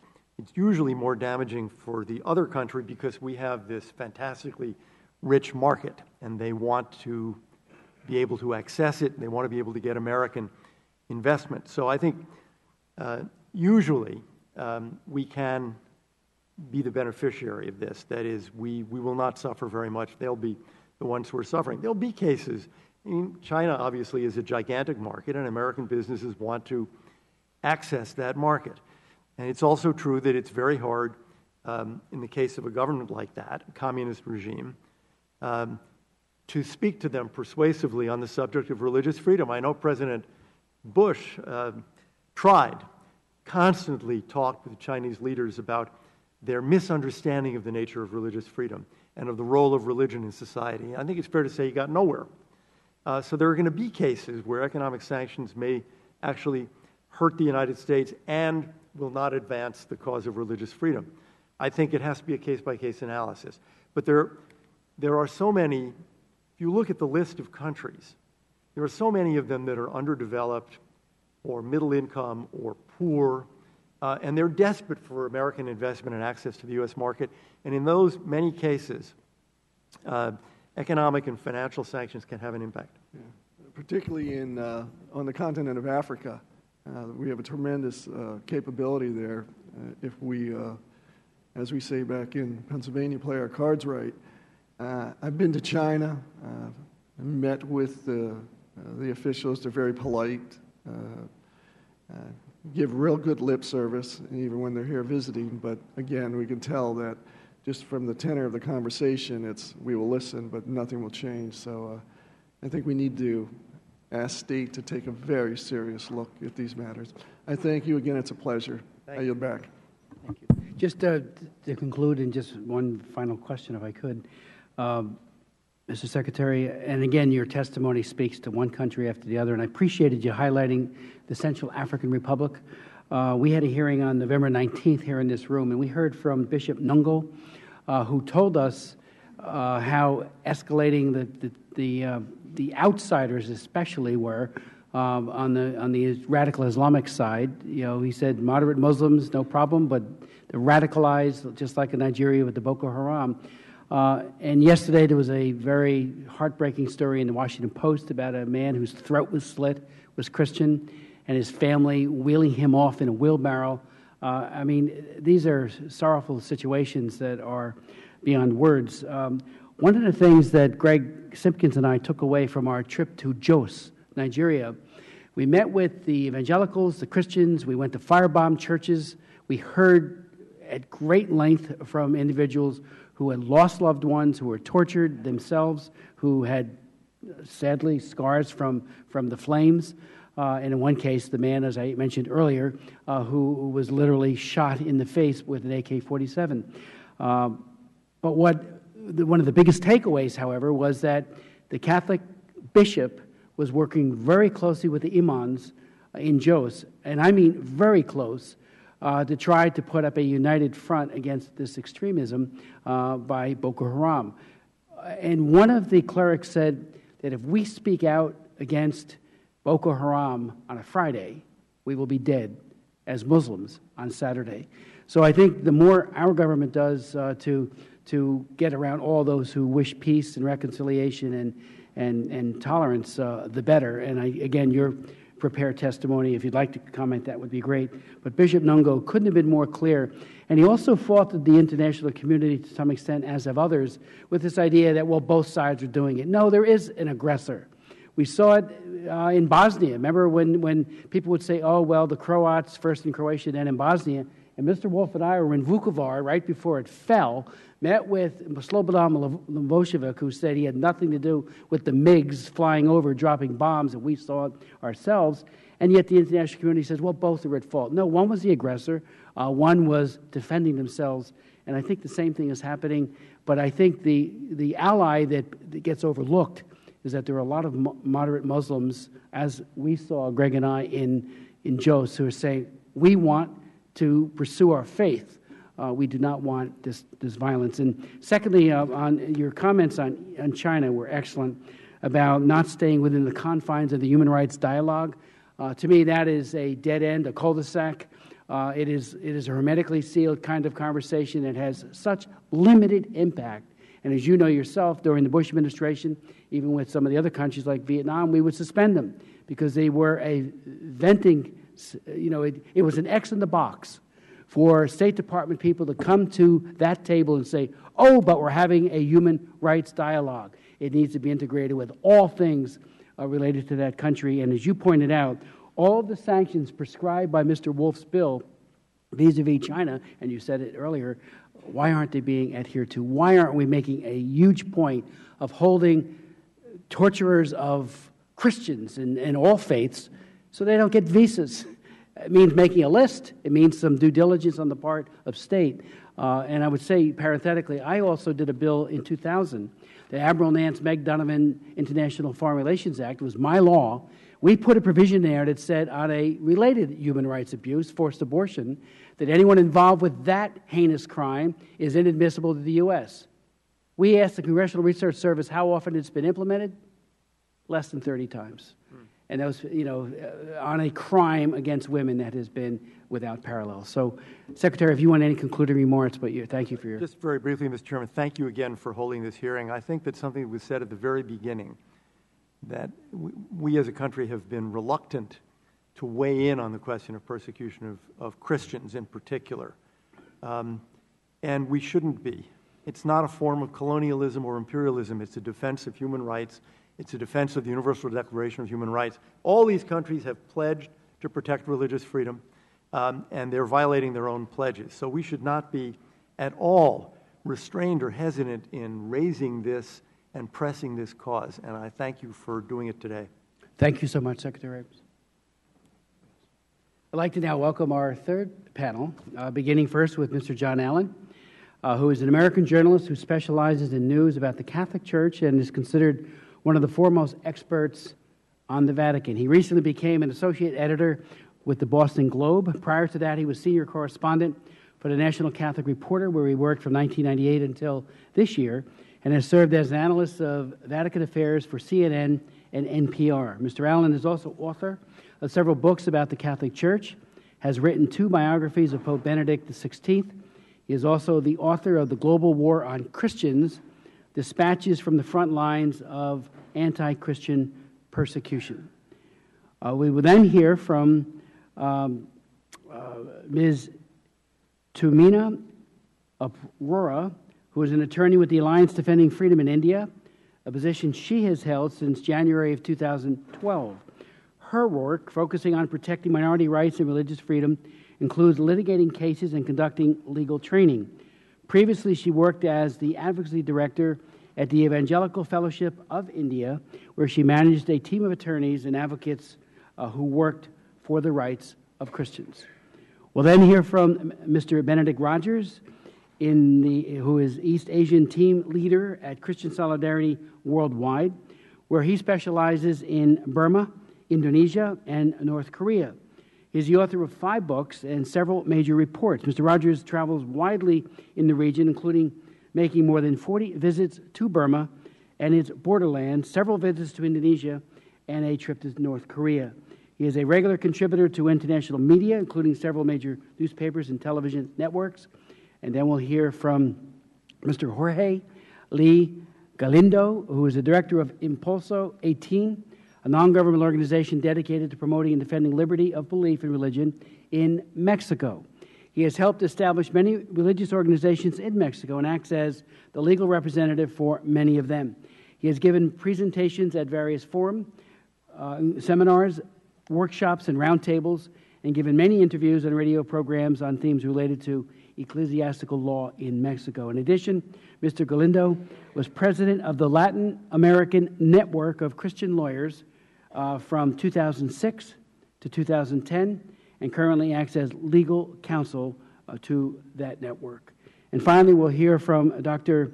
Kutaza Gondwe, who is currently team leader for Africa and the Middle East at Christian Solidarity Worldwide. She researches religious liberties issues and promotes awareness through interviews and articles in the international media and elsewhere. She has worked extensively on religious-related violence in Nigeria and the dire human rights and religious freedom situation in Eritrea, the rise of sectarian violence in Egypt, and the harassment of the house church in Iran. And without objection, each of you are very distinguished resumes, which are almost too long to elaborate on, will be made a part of the record. And I thank you again for being here and providing the subcommittee the benefits of your wisdom and counsel. Thank you, Mr. Chairman. Thank you for holding this hearing on what I have come to see as the premier human rights issue of the early 21st century, as well as the greatest story never told about Christianity in our time. Begin very quickly with an overview of the global situation. There are an estimated 2.3 billion Christians in the world today, which makes Christianity the largest single religious tradition on the planet, representing about 1/3 of the human population. Christianity's greatest growth in the early 21st century is occurring in Africa, sub-Saharan Africa, and parts of Asia. The Christian population in Latin America has remained relatively constant, but there's been tremendous movement from the majority Catholic tradition to expanding evangelical and Pentecostal churches. Despite the dire decline in the indigenous Arab Christian population of the Middle East, there is actually a burgeoning pocket of Christianity in the Middle East and the Gulf states, composed not of natives, but of expats drawn to work in the domestic service and oil industries. Interesting tidbit, there are 1.5 million Catholics alone in Saudi Arabia today, 1.3 million of whom are Filipinos. It's the largest Filipino diaspora in that part of the world. Bottom line is that Christianity's most dramatic growth today is coming in neighborhoods that are not always distinguished by a robust respect for religious freedom, which is one factor fueling what I've described as a global war on Christians. The high-end estimate for the number of Christians killed for their faith every year today is 100,000. That's a number that comes from the Center for the Study of Global Christianity at Gordon Conwell Theological Seminary. There are others who would put the number lower. Thomas Schirmacher of the World Evangelical Alliance pegs the number at 20 new martyrs per day, which adds up to about 7,300 a year. American scholar Rodney Stark goes lower still. He thinks the number is a few hundred per year. Of course, all this hinges on how you define religious persecution. Bottom line, however, is that the high-end estimate would put the number of Christians killed for their faith every year at 1 per hour. The low-end estimate puts it at 1 per day. Wherever the truth lies, this is a global scourge that commands our attention. And there are other indices. The Pew Forum finds that Christians suffer from some form of harassment, either de jure or de facto, in a staggering total of 139 countries. That's 2/3 of all societies on earth. The United States Commission on International Religious Freedom, we've already heard from Secretary Abrams, finds that Christians are the only religious tradition discriminated against in all 16 of the top 16 offenders. That's from their 2010 report. The National Consortium for the Study of Terrorism and Responses to Terrorism found that between 2003 and 2011, terroristic attacks on Christians around the world shot up by 139%. And the evangelical advocacy and relief organization Open Doors estimates that roughly 100 million Christians today are subject to some form of physical coercion, arrest, torture, and so on. A few brief snapshots of what's happening. We already heard mention of the attack on the Syriac Catholic Cathedral of Our Lady of Salvation in downtown Baghdad on October 31st, 2010. In itself, the fact the church was bombed that day is no novelty. Of the 63 Christian churches in Baghdad, 40 of them have been bombed at least once since 2003. What followed was unusual. A band of Islamic fundamentalist gunmen stormed the church. They shot the priest saying Mass. They shot the 2 deacons assisting him. They left more than 50 people dead. I had the opportunity to interview one of the survivors, a young Chaldean woman by the name of Fatima, who now lives in Rome, and who dedicates every waking moment of her life to helping her fellow Christians get out of Iraq. She survived that day. She was singing in the choir. She survived that day by pulling bodies over her and playing dead for the agonizing 4 hours it took for someone to come and liberate the church. One hopes she is wrong in her prognosis that Christianity has no future in Iraq, but it is impossible to fault either the personal experience or the reasoning that has led her to that conclusion. But it would be mistaken to think that anti-Christian persecution is entirely an artifact of radical Islam. The most violent anti-Christian pogrom of the early 21st century actually occurred in the northeastern Indian state of Orissa in 2008, when machete-wielding Hindu radicals attacked a series of Christian targets, left as many as 500 Christians killed, at least 50,000 homeless, many of them taking refuge in a nearby forest for weeks. An estimated 5,000 Christian homes, hundreds of churches and schools, and so on were destroyed. In Burma, members of the Chin and Karen ethnic groups who were strongly Christian are considered dissidents by the regime, subject to various forms of imprisonment, torture, forced labor. Their communities have actually been targeted by helicopter strikes. A Burmese Air Force official confirmed in talking to the foreign press that these zones of majority Christian population are considered free fire zones, and they basically have a fire-on-site warrant. Mr. Chairman, you've already talked about the mayhem currently being unleashed in Nigeria by the militant Boko Haram movement. North Korea, of course, is widely considered the single most dangerous place on the planet to be a Christian. Roughly a quarter of the country's 200,000 to 400,000 Christians are believed to be living in forced labor camps. The anti-Christian animus is so strong that people with Christian grandparents are frozen out of senior government jobs, senior positions in the military, senior levels of economic life, and so on. The estimate is that some 300,000 Christians in North Korea have disappeared since the armistice in the 1950s. And these, by the way, are illustrative examples. This is by no means the whole story. To conclude, a brief thought about why this global war on Christians is so often wrapped in silence. Frankly, Mr. Chairman, I believe we have a problem of narrative. In the West, we are conditioned to think of Christianity as an all-powerful, all-controlling, wealthy, vastly influential social institution, which makes it very difficult for ordinary Americans to get their minds around the idea that Christians can actually be the victims of persecution. Say religious persecution to most Americans, the images that come to mind are the Crusades, the Inquisition, the wars of religion, and so on. Chapters of history in which Christianity was, of course, the villain. This narrative is badly out of date, but it's been done little to weaken its hold on our imagination. The truth, the demographic and practical truth, is that the typical Christian in this world is not an affluent American male pulling up to church in a Lincoln Continental. The typical Christian in the early 21st century is a poor woman of color and mother of four in Botswana, or a poor Dalit grandmother in Orissa. The reality is this: projections are that the share of the Christian population that's living outside the West in the developing world is going to reach 3/4 by the middle of this century. These Christians often carry a double or triple stigma representing not only their faith, but also often an oppressed ethnic group or a social class. And they are, perhaps this is the most fundamental fact, they are targets of convenience for anyone who is angry with the West. It is very difficult for ordinary people, obviously not impossible, but difficult, to strike against an American embassy or the headquarters of the European Union. It is very easy to walk down the block and attack the Christian church that is on that corner, even though the irony is often the Christians in that society have deeper historical and cultural roots than their assailants do. The point is this: I think as a Christian, we have perhaps special cause to be concerned with this rising tide of anti-Christian violence, but I think it requires no religious faith whatsoever to see this as a towering human rights concern. You did not have to be Jewish in the 60s and 70s to be concerned about dissident Jews in the Soviet Union. You did not have to be black in the 80s to be concerned about apartheid in South Africa, and you do not have to be Christian today to see our ability to defend Christians at risk as the key test, the canary in the coal mine, for our ability to mobilize any human rights concern at all. And to the extent, Mr. Chairman, you can change the narrative, thank you for your effort in doing so. Thank you very much, Mr. Allen, for your very comprehensive look and for your leadership. Ms. Arora.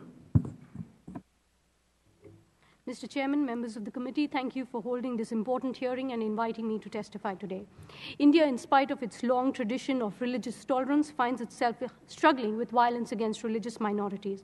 While the Muslim community bears the brunt of this violence, over the recent years, the tiny Christian community, which stands at a mere 2.3% of the population, has faced increased hostility. Reports by faith-based rights agencies show that Christians suffer an average of 150 violent attacks annually, with many more going unreported. These attacks include physical and sexual assault, brutal murders, desecration of places of worship, and graveyards. My written submission contains more details. With the exception of the state of Orissa in 2007 and 2008, the attacks are scattered and are primarily concentrated in the states where Hindu Nationalist Party, the Bharatiya Janata Party, or the BJP is in power. The states of Karnataka, Madhya Pradesh, Chhattisgarh have recorded the most number of attacks in the past 2 years. Perpetrated on the pretext of preventing forcible conversion, the attacks are often carried out by Hindu extremists who see India as a Hindu nation with a common fatherland, language, religion, and culture.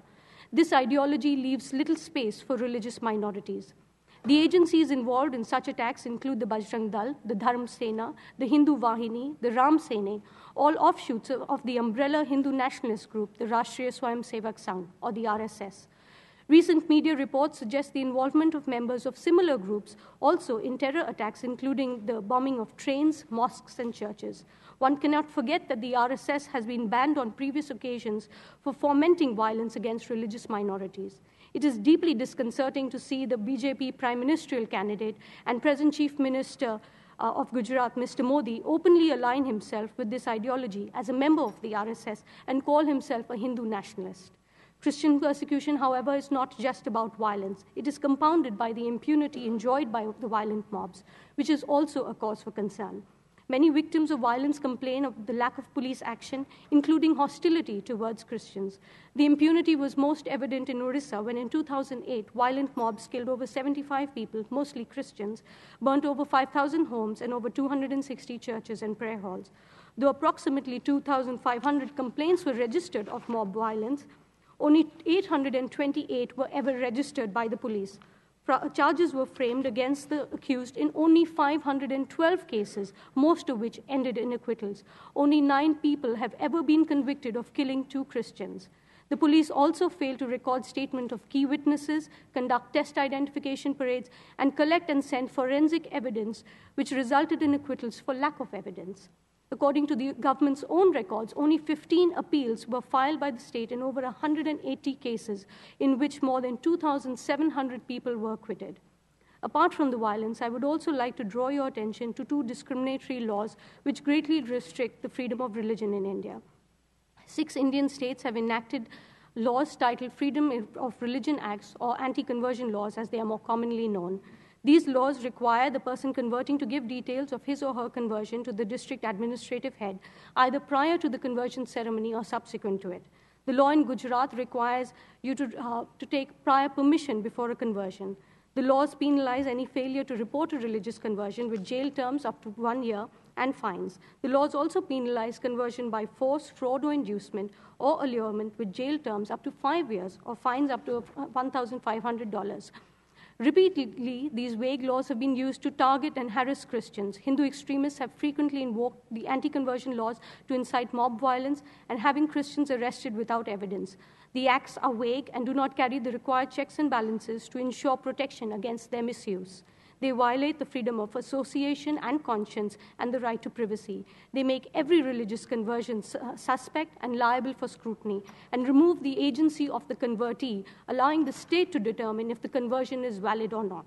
In September 2012, the High Court of Himachal Pradesh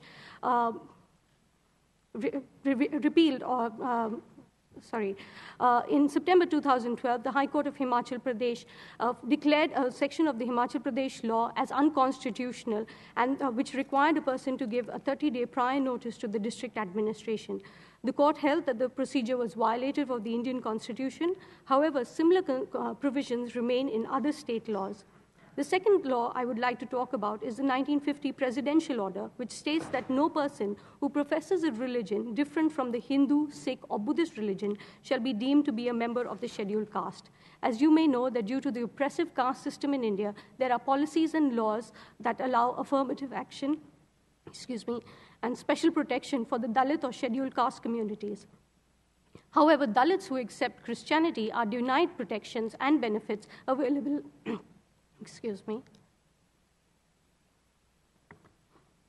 available to other Hindu, Sikh, or Buddhist Dalits merely on account of their religious beliefs. This is despite the fact that the disadvantages and discriminations faced by Dalit Christians are well documented by several agencies, including those of the government. A petition is pending before the Supreme Court of India since 2004, but the government hasn't filed its reply till date. In closing, I would like to make a few recommendations. I would urge you to support the resolution for protecting religious freedom in India. I would urge you to follow up on the recommendation of the Government of the United States to the Government of India to ensure that laws are fully and consistently enforced to provide adequate protection for members of religious minorities. In the recent Universal Periodic Review, I would urge you to send delegations to meet with victims of violence and visit sites of communal violence. This has been hugely helpful, especially in this case of Orissa, to see whether the recommendations are being met and to better understand the complexities of the issues involved, to use appropriate forms of dialogue to raise concerns about the status of religious minorities and the impunity enjoyed by Hindutva forces, and continue to find ways to fund civil society efforts to combat human rights abuses and promote religious tolerance. Thank you. Ms. Arora, thank you very much for your testimony. Without objection, your full statement, which was very heavily documented and footnoted, will be made a part of the record, and all of your full statements as well. But thank you so much for this. Mr. Rogers. Mr. Chairman, distinguished members, may I first of all thank you very much indeed for holding this hearing on this critically important subject, for giving me the opportunity to testify, and may I also pay tribute to your many years of leadership and activism on this and other human rights issues. In the limited time available today, I intend to concentrate my remarks on just 2 areas of focus, Indonesia and Burma, but I have provided written testimony on Vietnam and Laos as well. And I'd like to just begin by echoing very strongly your remarks made at the beginning by saying that in Christian Solidarity Worldwide, we work very much for freedom of religion or belief for all. Freedom of religion is indivisible and is a basic right to which all people of all beliefs in every country are entitled. And in that context, whilst I talk about Indonesia and Burma, it's important to note that other religious groups face severe persecution, particularly the Ahmadiyya and Shia Muslims in Indonesia and the Rohingyas and other Muslims in Burma. Nevertheless, I would absolutely agree that Christianity is the most widely persecuted religion in the world today, facing threats from a wide range of sources in almost every corner of the globe. And so I turn now to two parts of the globe, starting with Indonesia, the world's largest Muslim majority nation, a nation that has made a remarkable transition from authoritarianism to democracy, a nation that has a tremendous tradition of religious pluralism, harmony, and freedom. And yet that tradition of religious pluralism in Indonesia is increasingly under threat. 2 weeks today, CSW will launch in London a major new report, and I just hold it up. I believe it has been sent to your office this morning because it has just gone to print today. Indonesia Pluralism in Peril, the rise of religious intolerance across the archipelago. For Christians in Indonesia, there are two major threats: regulatory restrictions and vigilante intimidation and violence. According to the Communion of Churches in Indonesia, at least 430 churches have been attacked, closed down, or burnt down since 2004. According to the Jakarta Christian Communication Forum, the number of attacks against Christian churches reached a total of 75 in 2012, which marks a steady rise from 10 in 2009 to 47 in 2010 and 64 in 2011. The situation is most severe in Aceh, where in May 2012, 17 churches were closed down. Christians in Aceh live in fear and worship in secret. However, the persecution of Christians in Indonesia is by no means confined to Aceh. In West Java, for example, there have been several cases where churches which are legally licensed have been forced by local mayors to close. And in at least 2 cases, those churches have challenged the mayor's ruling to close them in the courts. In both those cases, the courts have ruled in favor of the churches, including all the way up to the Supreme Court. And yet the mayor refuses still to permit the churches to close in defiance of the Indonesian Supreme Court. I've visited both those churches. I've stood with congregations outside their locked church building as they attempted to hold a Sunday service in the street outside because they were not permitted to use their building. And in both instances, we were surrounded by a mob of angry Islamists shouting things like, "Christians, get out, kill the Christians." The pastor of one of those churches, the Reverend Palti Panjaitan, whom I've interviewed 4 times, has received death threats, false criminal charges, and constant abuse. Last year, I interviewed Pastor Bernard Maukar of a Pentecostal church in West Java. His church has been attacked several times. On one occasion, a mob climbed over the gate during a Sunday service, and he told me, and I quote, "They pulled me by my tie, taking me to the gate. They took other church members, pulling them by their clothes. They were shouting, 'Go out, Reverend, we will kill you.' Our church members ran away. Some of them were teenagers and children, and they were traumatized by the experience." On the 27th of January 2013, his church was attacked again and he was beaten. 2 days later, Pastor Bernard, not his attackers, was sentenced to 3 months in prison for running an unregistered church. This year, Indonesia will hold both parliamentary and presidential elections. I have more detailed recommendations in my written submission, but the key recommendation I would highlight is that it's essential that these concerns are raised with all the Indonesian presidential candidates and that the new president, once he's elected, is encouraged by the international community to address these concerns. I turn now to Burma.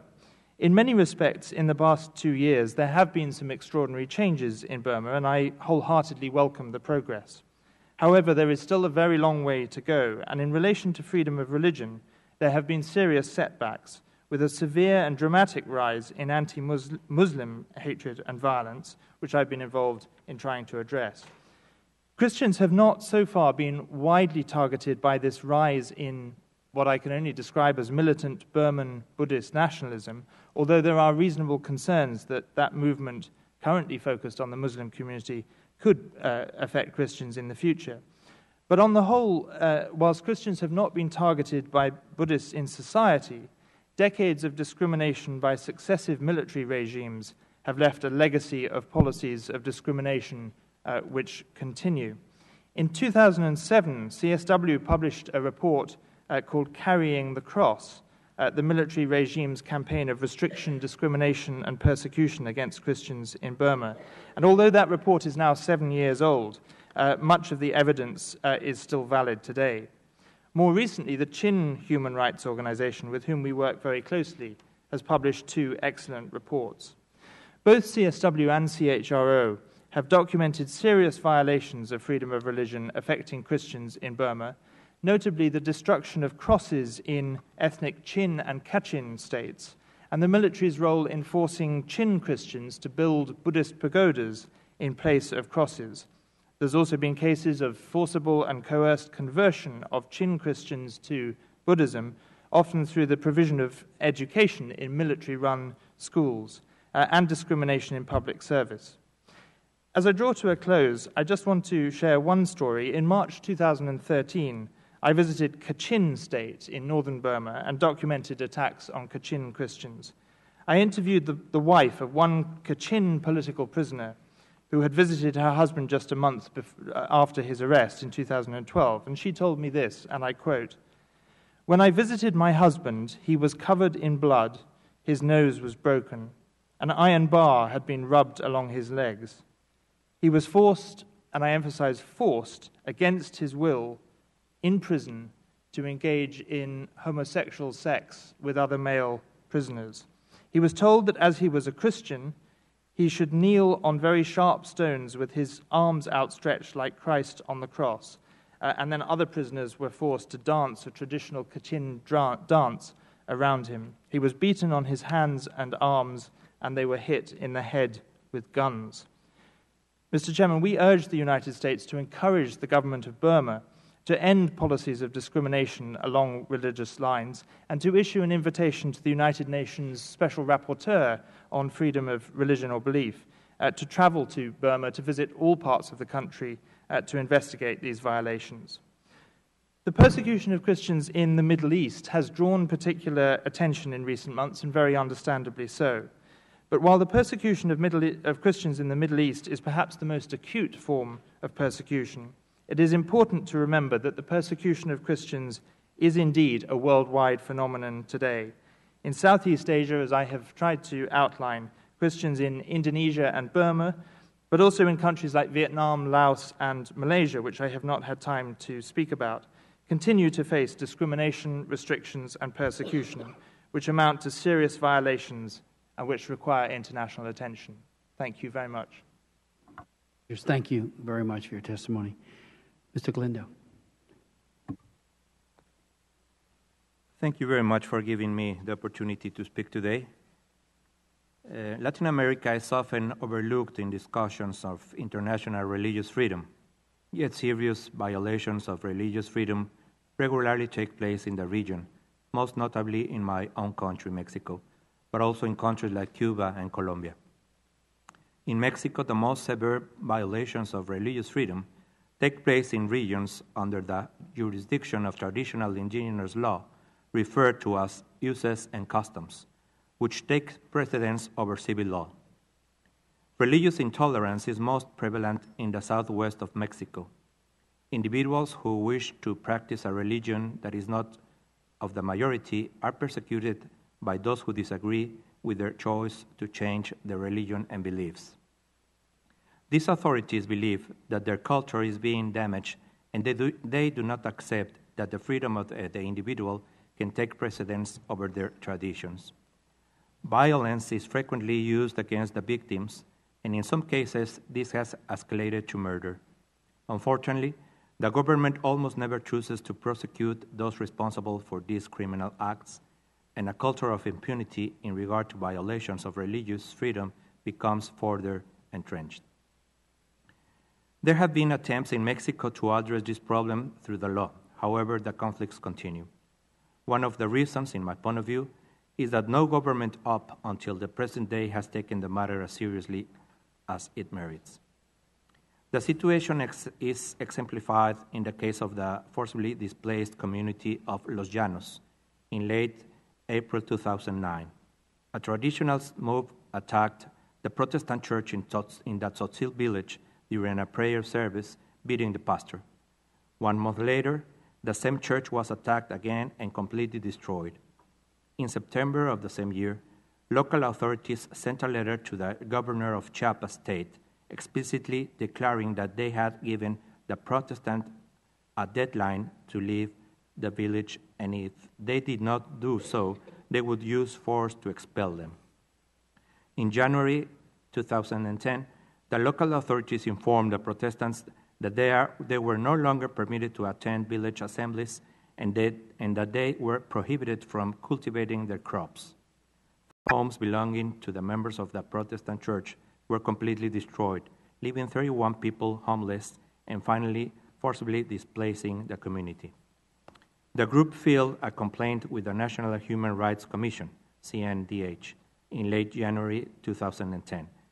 In its conclusions and recommendations in November 30 of the same year, of the Protestants had been violated by the local and state authorities in Chiapas and recommended that they be allowed to return to their homes, afford protection by the government, and that their right to religious freedom be upheld. In April 2011, the CNADH visited San Cristobal de las Casas to follow up the progress of the implementation of the recommendations. No action had been taken by the state or federal authorities. In June 2013, in the face of government inaction, the group of 31 attempted to return to their homes, accompanied by supporters and journalists. 1 mile outside of Los Llanos, they were surrounded by traditionalists who proceeded to stone them. 2 pastors were taken hostage and separated from their larger group by the traditionalists. The two were charged of their clothing, beaten, and had gasoline poured on them. They were forced to walk 1 mile with their hands in the village center of Los Llanos, where the traditionalists threatened to burn them alive. The entire group was held out until state officials arrived and freed the group. They negotiated an agreement in which the local authorities agreed not to beat or mistreat the prisoners or to force them to pay a fee for their liberation, and the Protestants agreed not to press charges. Of course, as in so many other cases, no charges were filed, no one was persecuted, and the community remains displaced. This case may seem extreme, but it is unfortunately typical, both in terms of the level of the intolerance and violence and the state and federal government's failure to respond in any meaningful way to protect the rights of the victims and to uphold the rule of law. If I may, I will not address another serious and growing threat to religious freedom in Mexico today, the rise of narco-criminal groups. Extortion aimed at houses of worship has become normal in the north of our country. Criminal groups see churches as attractive targets for money laundering. Pastors and priests who refuse to cooperate with criminal activities are threatened and kidnapped, in some cases in the middle of religious services. In December of 2013, 2 priests in the state of Veracruz were murdered, and in the state of Tamaulipas, 3 priests were forcibly disappeared. A 4th was beaten to death, and a 5th was attacked with a baseball bat and admitted to the hospital in critical condition. In addition, many of the criminal groups have adopted a kind of pseudo-religiosity. Some adhere to the cult of Santa Muerte or Saint Death. Others, like the Knights Templar in Michoacán, have cultivated their own kind of theology, mandating that all places of worship in village they control must place a bust of their leader, El Chayo, inside the temples to be venerated and worshipped. There are severe penalties for refusing. One of those priests murdered in December is believed to have been targeted because he refused to bow to a narcos group demand to hold a mass dedicated to Saint Death. I'm aware of at least one Catholic parish in the state of Michoacán which has been effectively shut down because the Knights Templar have vowed to kill any priest the Catholic Church sends there. This concludes my presentations. I'm grateful for the opportunity to address you all, to highlight the serious threats to religious freedom in my country and the larger region in Latin America, and I sincerely hope this will begin a discussion that will lead to protection of religious freedom for all in Mexico. Thank you. Thank you very much, Mr. Galendo. Dr. Gondway. Thank you, Chairman Smith, and distinguished members, for the opportunity to speak at this very important hearing. We believe in miracles, so miraculously I will give a rundown on Africa in 5 minutes. Broadly speaking, the majority of Christians in sub-Saharan Africa experience hostility, harassment, repression, restrictions, or violence from 2 main sources. Firstly, from militant Islamist ideology and resulting insurgencies that have taken advantage of pre-existing local issues, weak application of the rule of law, or power vacuums occasioned by the chronic failure of state structures. The Nigerian terrorist group Boko Haram and its offshoot Ansaru perhaps provide the clearest examples of this trend today. From its inception in 2002, Boko Haram made it clear that Christians and symbols of the federal system were its primary targets. It was also made clear that the group's aim were to be accomplished by violence. During Boko Haram's abortive uprisings during 2003 and 2004, violence was directed at Christian and federal targets in Yobe State. Following the destruction of its Maiduguri headquarters and extrajudicial killing of its leader in 2009, the group went underground, re-emerging to launch attacks that indicated a degree of specialist training. Purported spokesmen for the group have since stated that it is variously affiliated with other Islamist groups in Africa, such as Al-Shabaab and AQIM. As the increasingly religious dimension to Boko Haram's actions became clearer, and the group itself articulated its aims of religious cleansing, or in the case of Ansaru, the creation of a caliphate, this became evident to all. However, realization of the extent of this campaign of cleansing is currently being, to some extent, obscured by the oft-repeated phrase that more Muslims than Christians have died at Boko Haram's hands. This ignores a dramatic rise in religious cleansing, particularly in Borno State last year. During 2013, over 46 villages were destroyed. Around 14,000 Christian villagers were displaced in the Goza area of Borno State, close to the Cameroonian border. And an unknown number of Christians were murdered, with women and girls kidnapped and forced into sexual slavery. Hostages taken by Boko Haram and Ansari in Nigeria are often held in neighboring Cameroon. This cross-border element underlines the transnational nature of Boko Haram and Ansari and their ties with jihadi movements on the continent. One of the leaders of Ansari is said to be a Cameroonian national. Nigerians potentially from Boko Haram or Ansari were reportedly sighted in northern Mali, where Al-Qaeda affiliated Islamist groups sought to take advantage of a political vacuum and pre-existing tensions between the political center and marginalized or underdeveloped periphery. Even more recently, according to a senior UN staff member, Boko Haram has already created some kind of presence in the Central African Republic, where similar chronic and pre-existing power vacuums have been exploited to transform what was essentially a struggle for resources and political power into an increasingly religious one, raising very real fears of the partitioning of the country along religious lines. Pre-existing issues facilitated the rise of religious extremism in northern Nigeria also. Temporarily obscured by the current terrorism is the long-term, comprehensive, and systematic marginalization of non-Muslim communities, which has been facilitated tacitly or deliberately by successive state governments and non-state actors over decades. And this has always been undergirded by violence. There are areas where religion is the determining factor in all sectors. Access to education, employment, opportunities, graveyards, land for houses of worship, social amenities, and even vaccination initiatives are predicated on belonging to the right or appropriate religion. And the religion of the ruling community has become the de facto state religion. This underlying and systematic marginalization, which predates the ending of military rule, will need to be addressed whenever the Boko Haram crisis comes to an end, in order to ensure such groups no longer enjoy conditions in which they can flourish.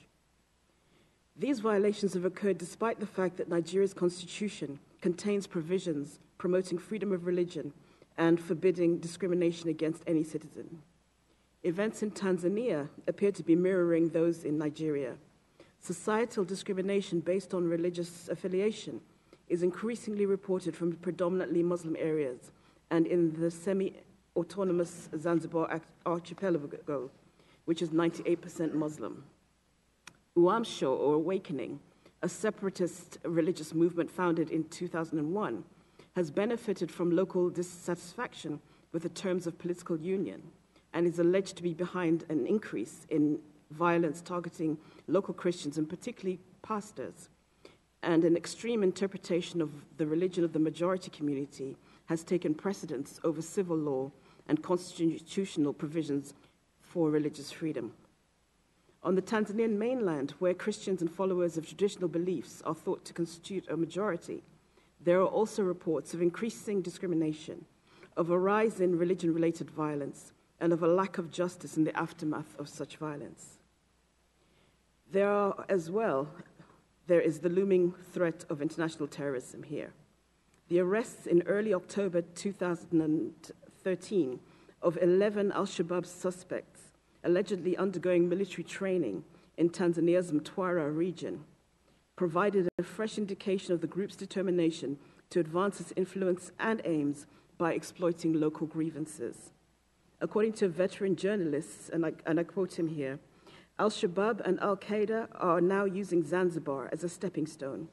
Their target is the whole country of Tanzania and the African continent at large.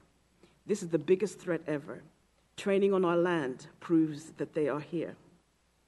Turning to the second trend, Christians in sub-Saharan Africa experience hostility, harassment, repression, and even violence due to authoritarian regimes where political considerations or the governing religious ideology mitigate against all pluralism.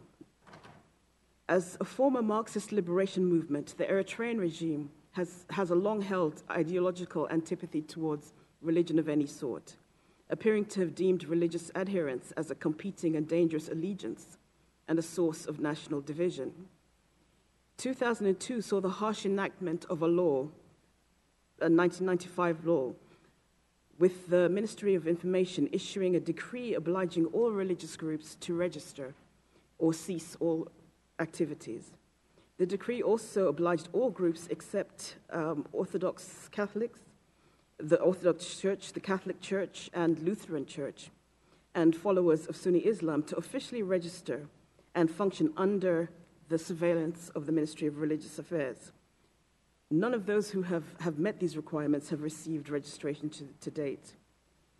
The 2002 decree marked the acceleration of open repression with the initiation of a campaign of arrests, particularly targeting evangelical or charismatic Pentecostal Christians. And this has continued till today with varying degrees of intensity. The repression was accompanied by inflammatory statements from officials, with religious believers equated with Islamist extremists and vilified as non-indigenous, unpatriotic agents of foreign interests who were seeking to undermine public morality and divide and destabilize the country. Between 2,000 and 3,000 Christians are thought to be detained indefinitely in Eritrea without charge or trial and pending a denial of faith. Torture is rife in these detention centers, with prisoners being held in such inhumane conditions as metal shipping containers, underground cells, and in the open air in desert areas surrounded by barbed wire or thorns. Authorized denominations also suffer repression, most significantly in a series of government-initiated punitive measures from 2005 to 2006.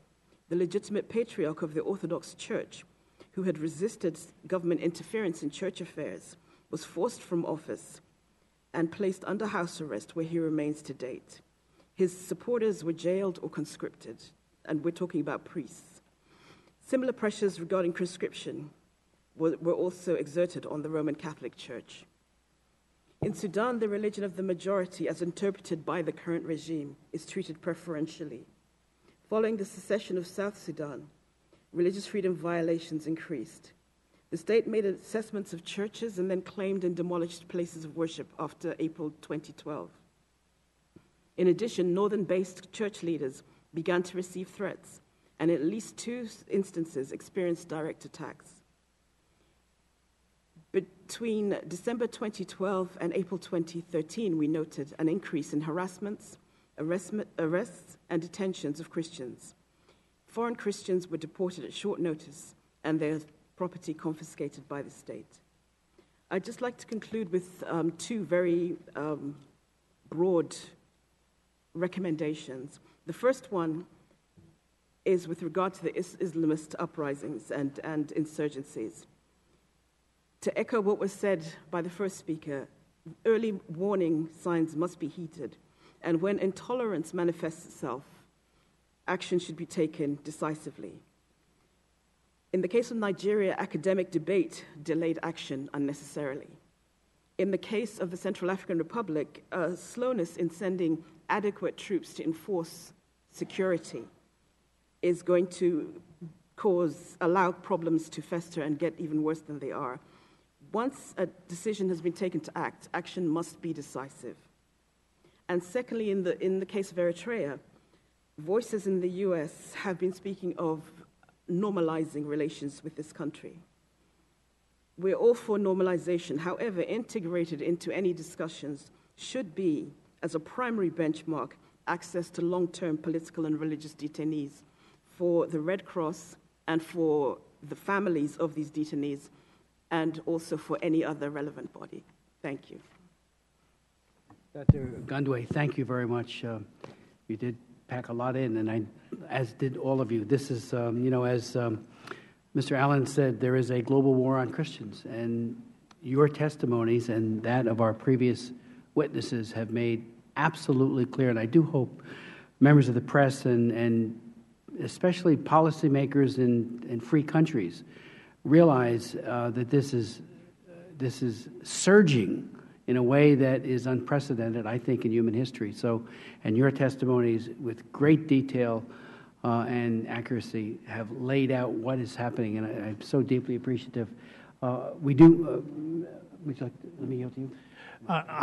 Thank you, Mr. Chairman, for your courtesy. I've got to run to another meeting, but I wanted just to say a thank you to each one of you for not only your testimony, but the detailed nature of that testimony, and assure you that what we will do, we have a staff member that is committed to this particular issue. As the chairman knows, that it is it's an honor to serve with him and fight for this particular cause, and we'll be going through your written testimony in detail, and perhaps we'll be following up with you with some questions and some plans of action. But I wanted to thank you for the sacrifice of time and certainly the well-thought-out testimony, and I'll yield back, Mr. Chairman.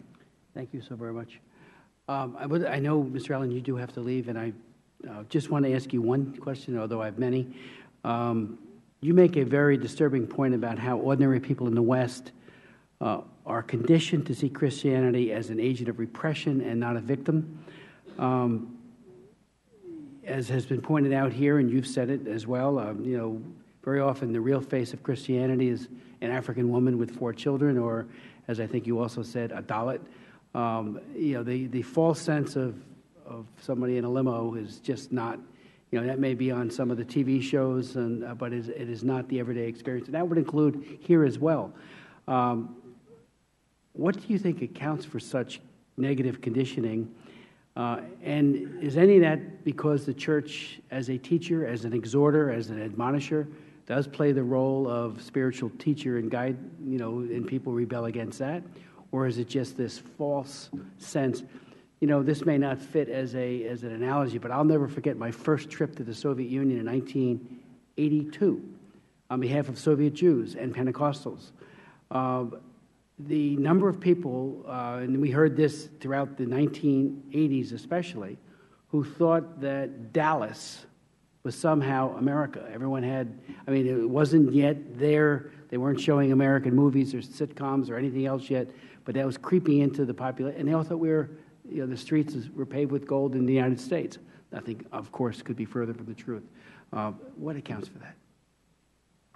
Well, Mr. Chairman, I think it's a complex situation, but I will speak now as a media professional. One thing I have learned from more than 20 years in the media business: narratives do not have to be accurate to be shockingly durable. I mean, once something is sort of cemented in the popular consciousness, and that can happen very quickly, it can take a much longer period of time to move it out. And I think the practical reality is, first of all, perceptions tend to be framed by local realities. So, Americans look around at what is visible about Christianity in their own backyard, and there are often fairly expensive-looking Catholic cathedrals or, lavish Pentecostal megachurches, and they sort of draw the conclusion that Christianity Incorporated is a multinational with some pretty deep pockets.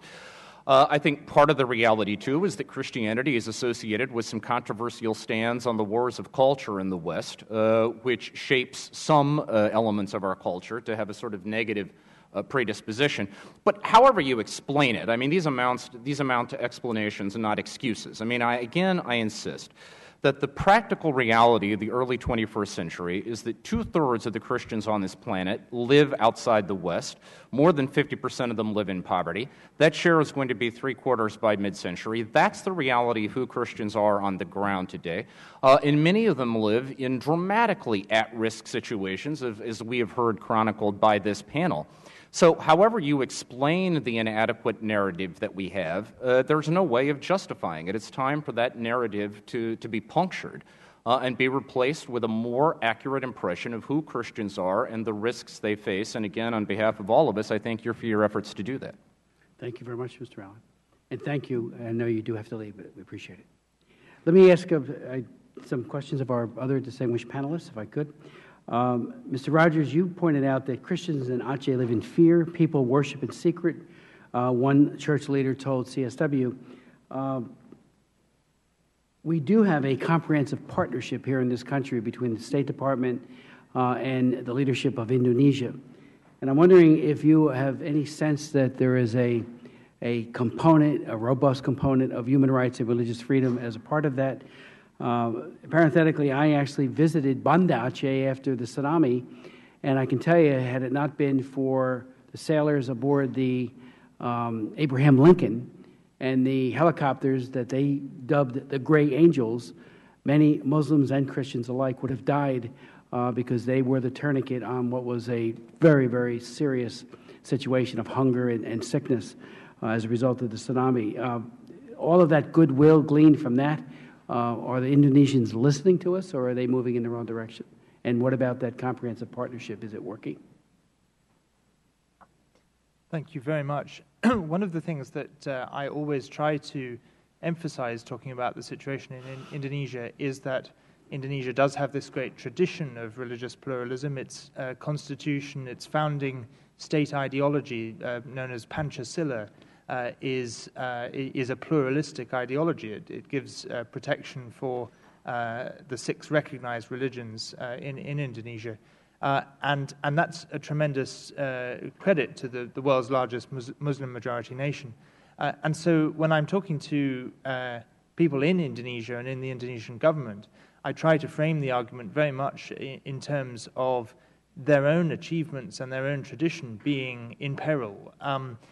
And similarly, they've made this great transition from the Suharto-era dictatorship to a thriving democracy that I think, too, is in peril by these violations of religious freedom and also violations of the rule of law. When I gave the example of the 2 churches where the Supreme Court had upheld their right to exist and the local mayor was defying the Supreme Court, and nobody has taken action to ensure that the Supreme Court's rulings are implemented, the churches remain locked, and the mayor is free to defy the court.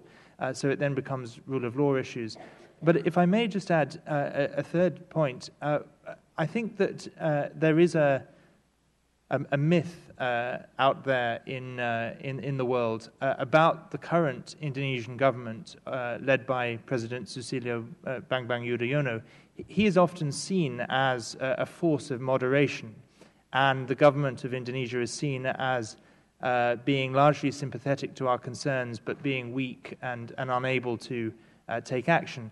And my research in this report that we're about to publish shows that is completely untrue. I have to conclude very sadly that President Yudhoyono is neither a force nor particularly moderate. When you look at his 10-year presidency, he has introduced the most sectarian and discriminatory legislation of any Indonesian president. He's introduced legislation that has had a direct impact on churches as well as on other communities. He's actually made himself very inflammatory remarks, particularly in a speech to the Council of Indonesian Ulama, where he basically gave them a green light to issue discriminatory fatwas, religious rulings, and some of his own ministers have made very inflammatory remarks. So I think we're actually dealing with a government that is more complicit with this than perhaps we like to admit or they like to admit. And my hope in this close relationship that the United States has with Indonesia, particularly looking ahead to Indonesia's presidential elections this year when the current president will leave office, I hope the United States will really put pressure on the incoming president to tackle these issues. Let me ask you about Burma. You really had very specific information about the repression against Christians, and frankly, there's very often one major step forward in one area is seen as, well, everything's fine there, let's move on, look elsewhere. And when Aung San Suu Kyi came here and spoke, she was eloquent, as she always has been, and very brave, and of course absolutely deserved the Nobel Peace Prize. But for a lot of Americans and policymakers, it's like Burma is off the list of anything that we need to be looking at. And yet you give some very compelling insights as to ongoing repression against Christians. Could you elaborate? Absolutely. I think, of course, there have been some tremendous openings in Burma. I've experienced them myself. It's possible to do things in Burma that would have been inconceivable just a couple of years ago. I was in Burma most recently in October, November, and I was able to give trainings and workshops in human rights and religious freedom that just would have been impossible a short time ago. So those positive steps are welcome. But you're absolutely right. There is this tendency to think that just because Aung San Suu Kyi is released and sits in Parliament, and because many political prisoners have been released, that our job is done and Burma is a normal country. My conclusion on Burma is, if I may, just two brief points. Firstly, I think there has been a change of atmosphere, but not yet a change of system. So there has been a relaxation in some respects and an increase in freedom in space for civil society, to some degree freedom of expression. But at the same time, an increase in religious intolerance directed both, most starkly actually against the Muslim community in Burma, but also this long legacy that I described of violence against and persecution of Christians. And I wrote a piece recently in the Wall Street Journal where my concluding line was, the beginning of the beginning may have just begun. And by that I mean, yes, there are some positive changes, but there's a very, very long way to go, and we must not think that by any means that our job is done, as the evidence I've given today shows. Ms. Arora, you, again, spent a great deal of time delineating the problems in India, and you also talked about the anti-conversion laws.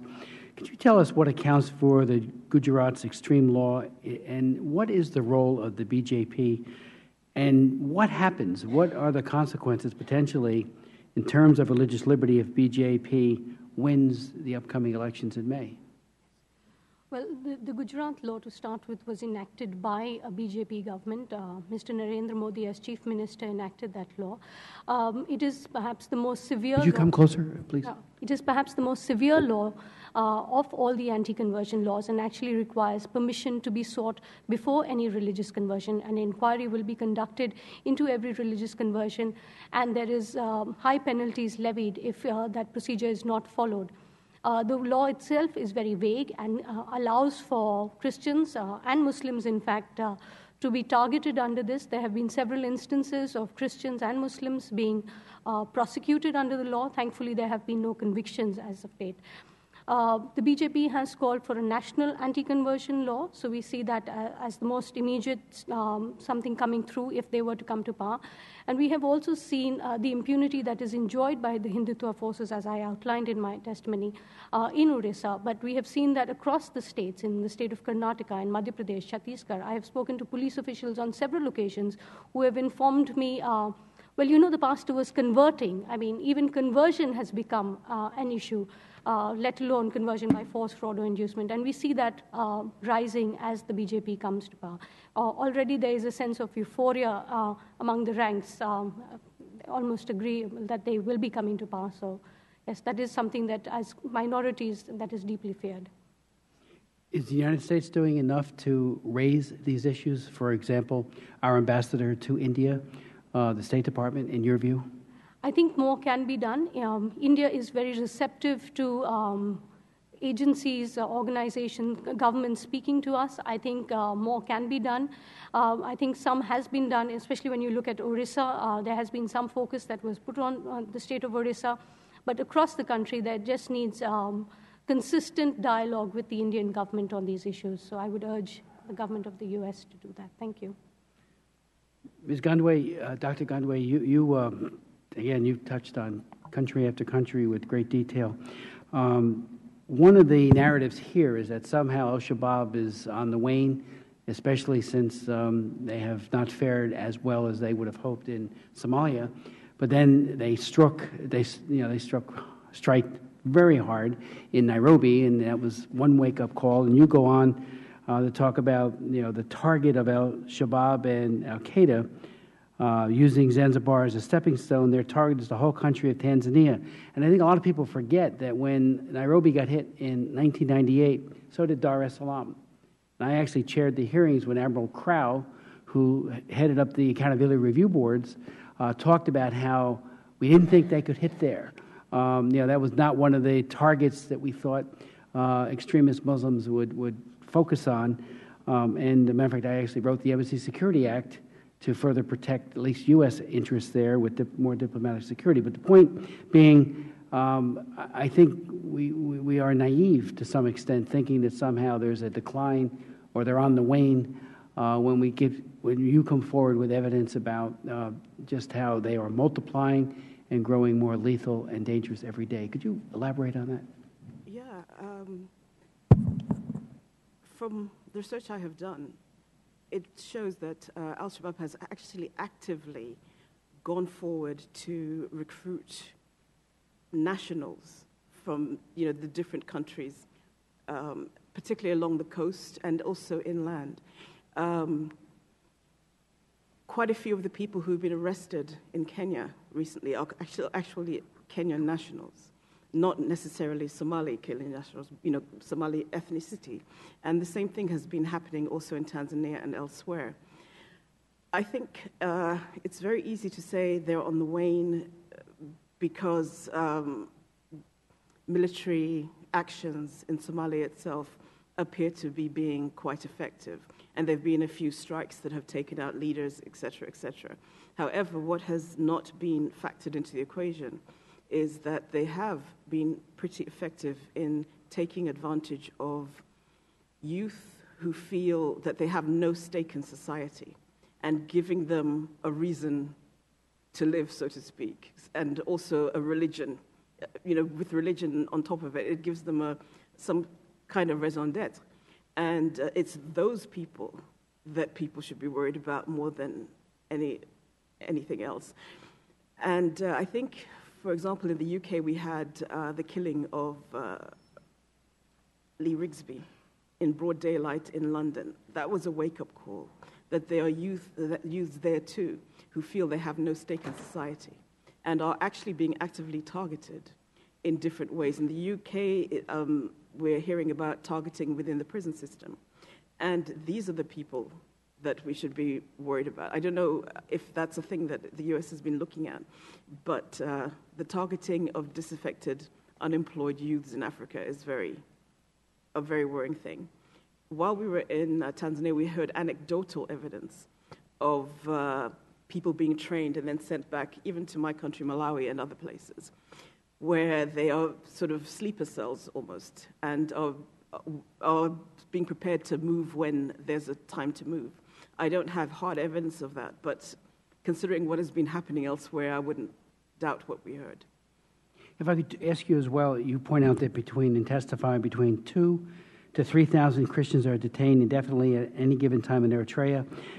You point out that as with tens of thousands of other prisoners of conscience, none have been formally charged or brought to trial, and all are held pending a denial of faith. Torture is rife in Eritrea's detention centers, with prisoners being held in such humane conditions as metal shipping containers, underground cells, and in the open-air desert surrounded by barbed wire or thorns, and you go on to further detail that horrific mistreatment. My question is, in your view, has the American government, has the African Union, has the Human Rights Council weighed in effectively on behalf of these persecuted Christians and other prisoners of conscience in Eritrea? I would say the American government has waded in probably the most effectively, Okay. and I commend the American government for that. Could you come closer, please? Thank you. They have waded in possibly the most effectively, and I commend the American government for that. The others have fallen in line slowly, but initially the concern about Eritrea was that it was a destabilizing influence, in the Horn of Africa, siding with al-Shabaab and facilitating things for al-Shabaab. So the initial UN sanctions against Eritrea focused on security issues, forgetting that the people of Eritrea are probably its biggest victims.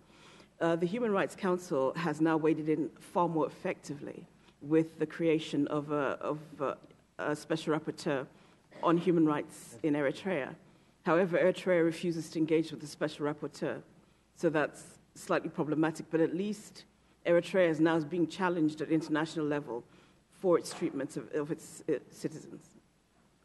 Mr. Galindo, you went into great detail about the group that filed a complaint with the National Human Rights Commission in 2010 in people living in Chiapas. The question is, from what I gleaned from your statement here, is that the local police, local governing authority were in solidarity with the traditionalists and were part of the problem. Did the federal government send in federal troops, federal police to intervene? And under the new presidency of Mexico, has there been any change, any focus on trying to ensure a robust religious freedom there? Yes. Let me answer it this way. As I told in my speech, no government up until the present day has taken the matter as seriously as it. So the present day has taken it more seriously? I think the old president, not in this administration, before also, they only said in their campaigns about this issue. But in the practice, we do not have any support of this important theme. Let me explain you in this way. In 1992, our Constitution was modified. 1992. It was the first time after 70 years that the churches were going to be recognized. 70 years, no churches in Mexico. 1992, they said, okay, we understand they are. We have to register them. The authority in that year thought that it was going to be 100 churches registered. Now, almost we have 8,000. So if you can travel in 1992, our law now is limited. Is not enough. Now I think that the time is correct in this moment. Why? Because a few months ago, the international treaties and our Constitution are equal. So just I'm speaking of 1 year ago, the human rights are considered very, very, very important in Mexico. So we are expecting that in this administration we can have good results. Mr. Galindo, if I could ask you, you pointed out that there's another serious and growing threat to religious freedom in Mexico, and you said over the last 6 years the government has attempted to confront narco-trafficking criminal networks with the full force of the law. And however, extortion aimed at houses of worship had become normal, And you pointed out that in 2011, the Catholic Bishops' Conference announced more than 1,000 priests have received threats. And then you went on to talk about in 2013, 2 priests in the state of Veracruz were murdered. And you go on to talk about some of the others who have been mistreated or murdered. The question is 2 questions. One, is it narco-trafficking and human trafficking? Are they doing both? And what is the government doing to try to, I mean, we have gangs here in the U.S., as you know so well, and one of the most disturbing evolutions of those gangs is that they're not just doing drugs, they're also selling women. They have commodified women, and it's becoming a very serious, obviously horrible exploitation of young girls and women, but it makes an enormous amount of money for these gangs. Is that something that's happening in Mexico as well? Well, exactly, I don't know in exactly way, but the thing is that we have a very, very big problem with narco traffic gangs. I mean, they are working, I don't know how, and they have a lot of strength to do the thing that they are doing. The thing is that the churches, that is my issue, they are afraid to continue working. I mean, because of the evil that they have. Right. We have the problem is in the north of our republic, more than the central or south. In the north of the republic, near the states. I mean, Chihuahua and Sinaloa and all the north. So what we are trying to do is by the churches just to work as they used to, and to pray, to be very intelligent. How can they affront that problem? But maybe I think maybe we have those things of treat of persons. You have pointed out that the Cuban government, Yeah. Very often it's a matter of indifference or lack of enforcement of law in some governments, but in Cuba's case, it's the government. Yeah. Perhaps you might want to elaborate on that, because it seems, I mean, we've had several human rights hearings in this subcommittee on Cuba, and one of the only, besides some of the political prisoners and those who have stood up so boldly, the churches are one of the last remaining bulwarks against tyranny by Fidel Castro. Yeah, the thing is that they want to control everything. Right. That's the problem. They want to control everything in religious also. So that's the big problem. Mr. Rogers, should the Congress and the President move forward with TPP towards Vietnam without conditionality on human rights?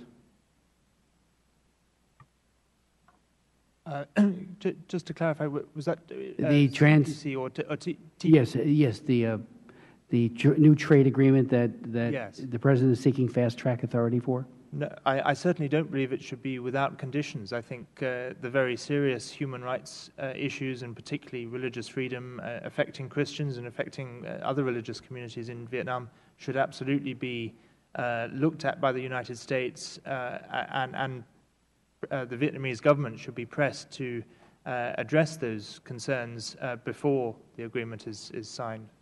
I would just point out for the record that in April and June, I chaired 2 hearings on Vietnam human rights with a focus on religious freedom, and my hope is that both parties here in the Congress will listen very carefully to what's happening on the ground in Vietnam. Before the bilateral agreement occurred, there was all of this hope and expectation that religious freedom and other human rights would break out of their block where and there would be a change. And nothing even close to that happened. It went in the opposite direction. And Vietnam now has deteriorated. Block 8406, the folks that signed that wonderful human rights charter, systematically have been arrested and hunted down. And I made a trip to Vietnam some years ago, right before the bilateral agreement, and visited dissidents in Hue, Hanoi, and Ho Chi Minh City. And most of those individuals have been arrested, rearrested. Father Lee was under house arrest when I met him. He is now back in prison. It would be unconscionable, and I think it's unconscionable for the Obama administration, not to be insisting on human rights conditionality with a country that has already shown that they want economic benefits sans linkage to human rights conditions. Is there anything else, the distinguished? Yes. Yes, sorry, I forgot to tell you something. In this administration, with this president, we are hopefully that this is going to be arranged. But we're seeing that they are afraid of our new groups, not Christian groups, also new groups. They are afraid, and they are putting some limits, not in the law, and they are trying to see how they can limit them to grow. That's also a problem. We are not talking also only of Christians, but we are talking for new groups that they are trying to associate, and they have a little bit problems, like Scientology or a lot of them that they are trying to get in the law, but the government says I don't like them, and I want to stay back a little bit. So that's also a problem of religious liberty of the new groups. Thank you. I want to thank you again for your extraordinary testimony, your leadership. I want you to know that your testimonies, the hearing record, will be very widely disseminated. We hope that the State Department takes note and reads carefully what you have conveyed to the subcommittee. And I would like to enter into the record a statement by Dr. Brian T. Grimm, president of the Religious Freedom and Business Foundation, entitled Persecution of Christians, Getting the Numbers Straight. Hearing no objections, it is so entered. And again, I thank you so very much. The hearing is adjourned.